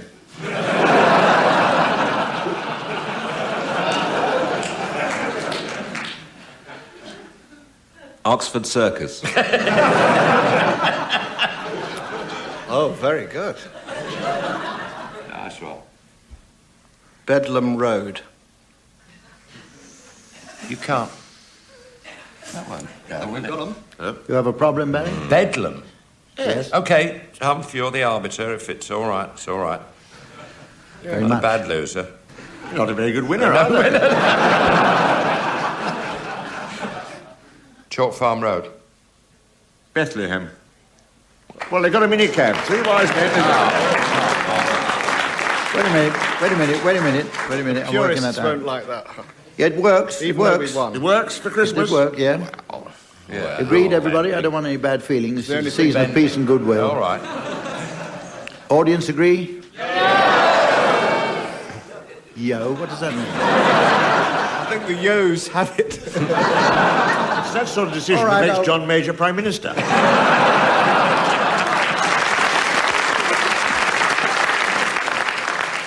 I think we'll go on to the next game, shall we? All right, That was terrific. Don't get me wrong. That was But, right, we're going to have some festive limericks now. Oh, right. During the last few weeks, we've been inundated with a letter from our regular correspondent, Mrs. Trellis of North Wales, who writes, "Dear Mr. Lyttleton, why, oh, why, oh, why?" Very nearly spells yo-yo.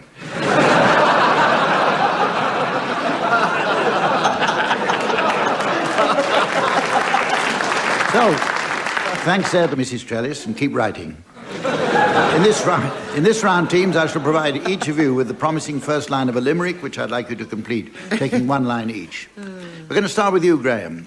There's a fairy on top of our tree. Who looks strangely familiar to me. That isn't a fairy. It's Julian Clary.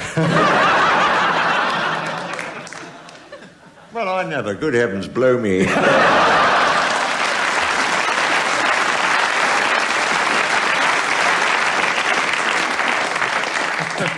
Nice one for you, Tim. In the night when you've hung out your stocking...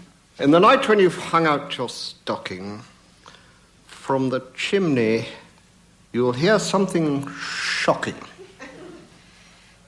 It might well be Santa. He's been at the decanter.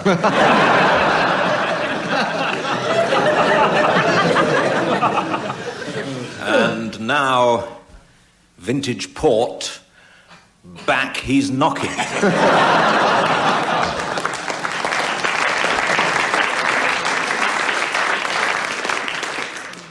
Barry, first line for you coming up. While hanging some balls on my tree.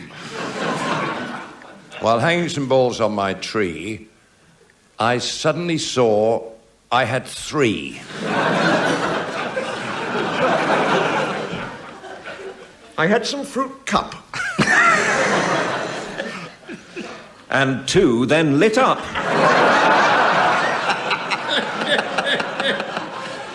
And the third one said, what about me?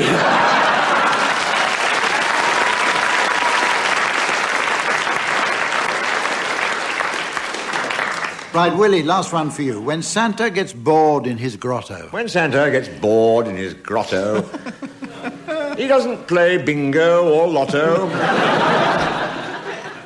He sits on a shelf.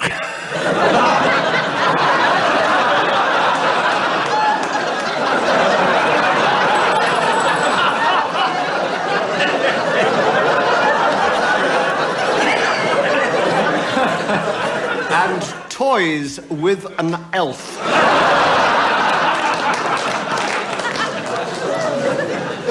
Sod this for a lark is his motto.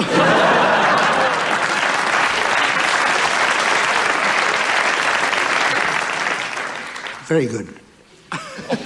Our next round is entitled Just a Minute, which of course takes its name from that popular show hosted by Nicholas Parsons, Sale of the Century.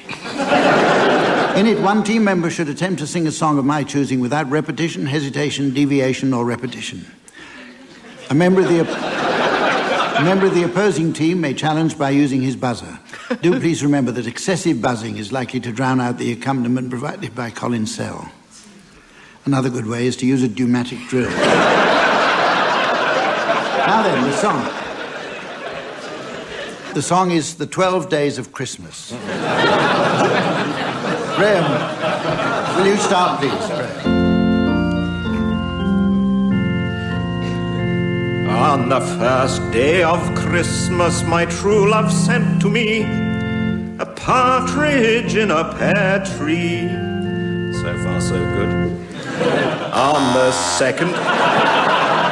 Challenge from Tim. Repetition of so.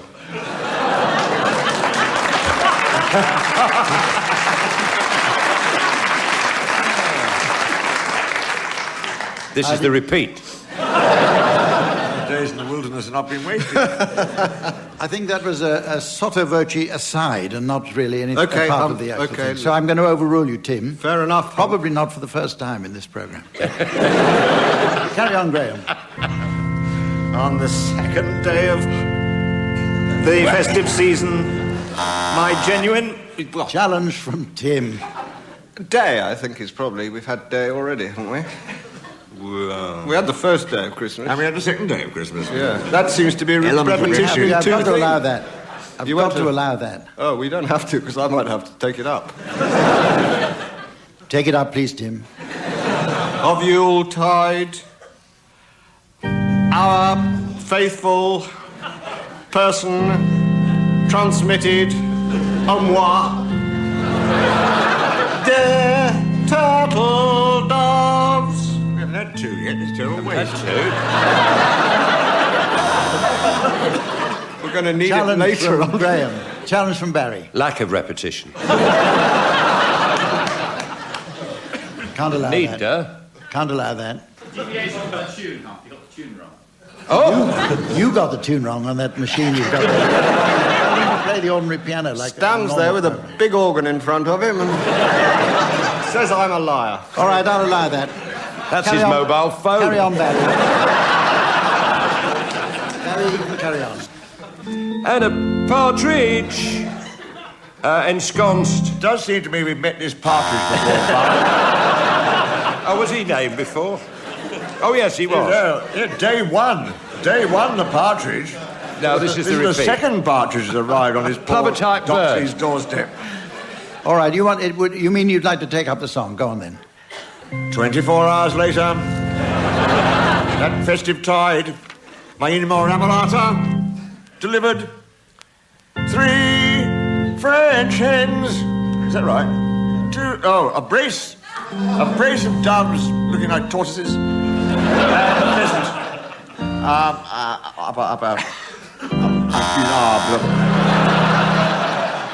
Challenge from Barry. Terminal hesitation. Nobody ever buzzes Derek Nimmo for that. I've got a word out in 25 years, as far as I know. Well, that really is as much fun as anyone could have expected. No, wrong page. Wrong page.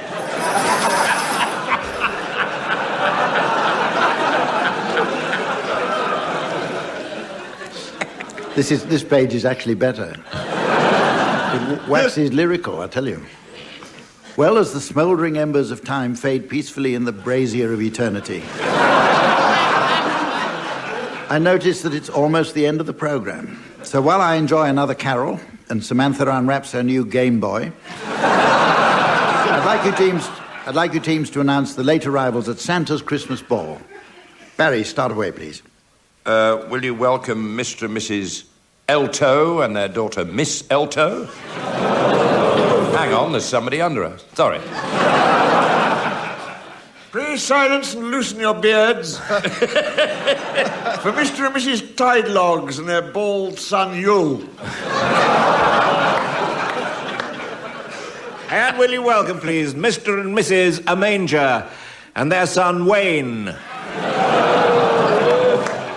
Amanger. From Wales, will you be appreciative, please, of Mr. and Mrs. are not included, and their intellectually challenged son, Batty Reese, are not included.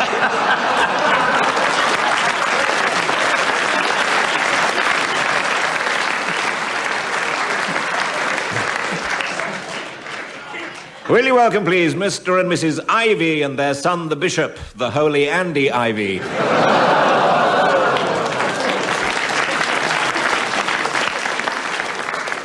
From Mexico, Mr. and Mrs. Horse Open Sleigh and their son, Juan.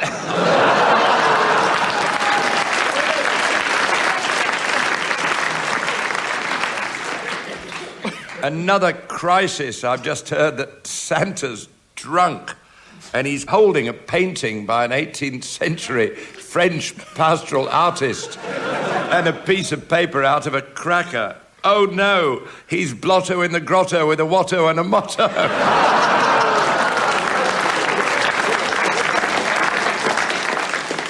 A very big welcome, please, for Mr. and Mrs. Even and their pizza-making son.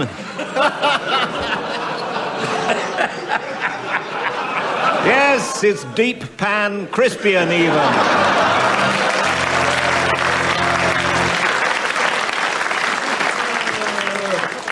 Well, ladies and gentlemen, with a certain sense of déjà vu, I have to say that really is as much fun as anyone could have expected.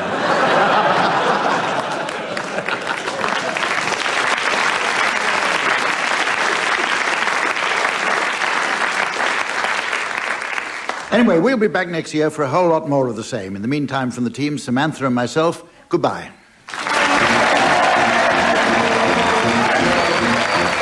Tim Brooke-Taylor, Barry Trier, Graeme and Willie Rushton have been given Silly Things to Do by Humphrey Lyttleton, with Colin setting some of them to music. The programme was produced by John Naismith.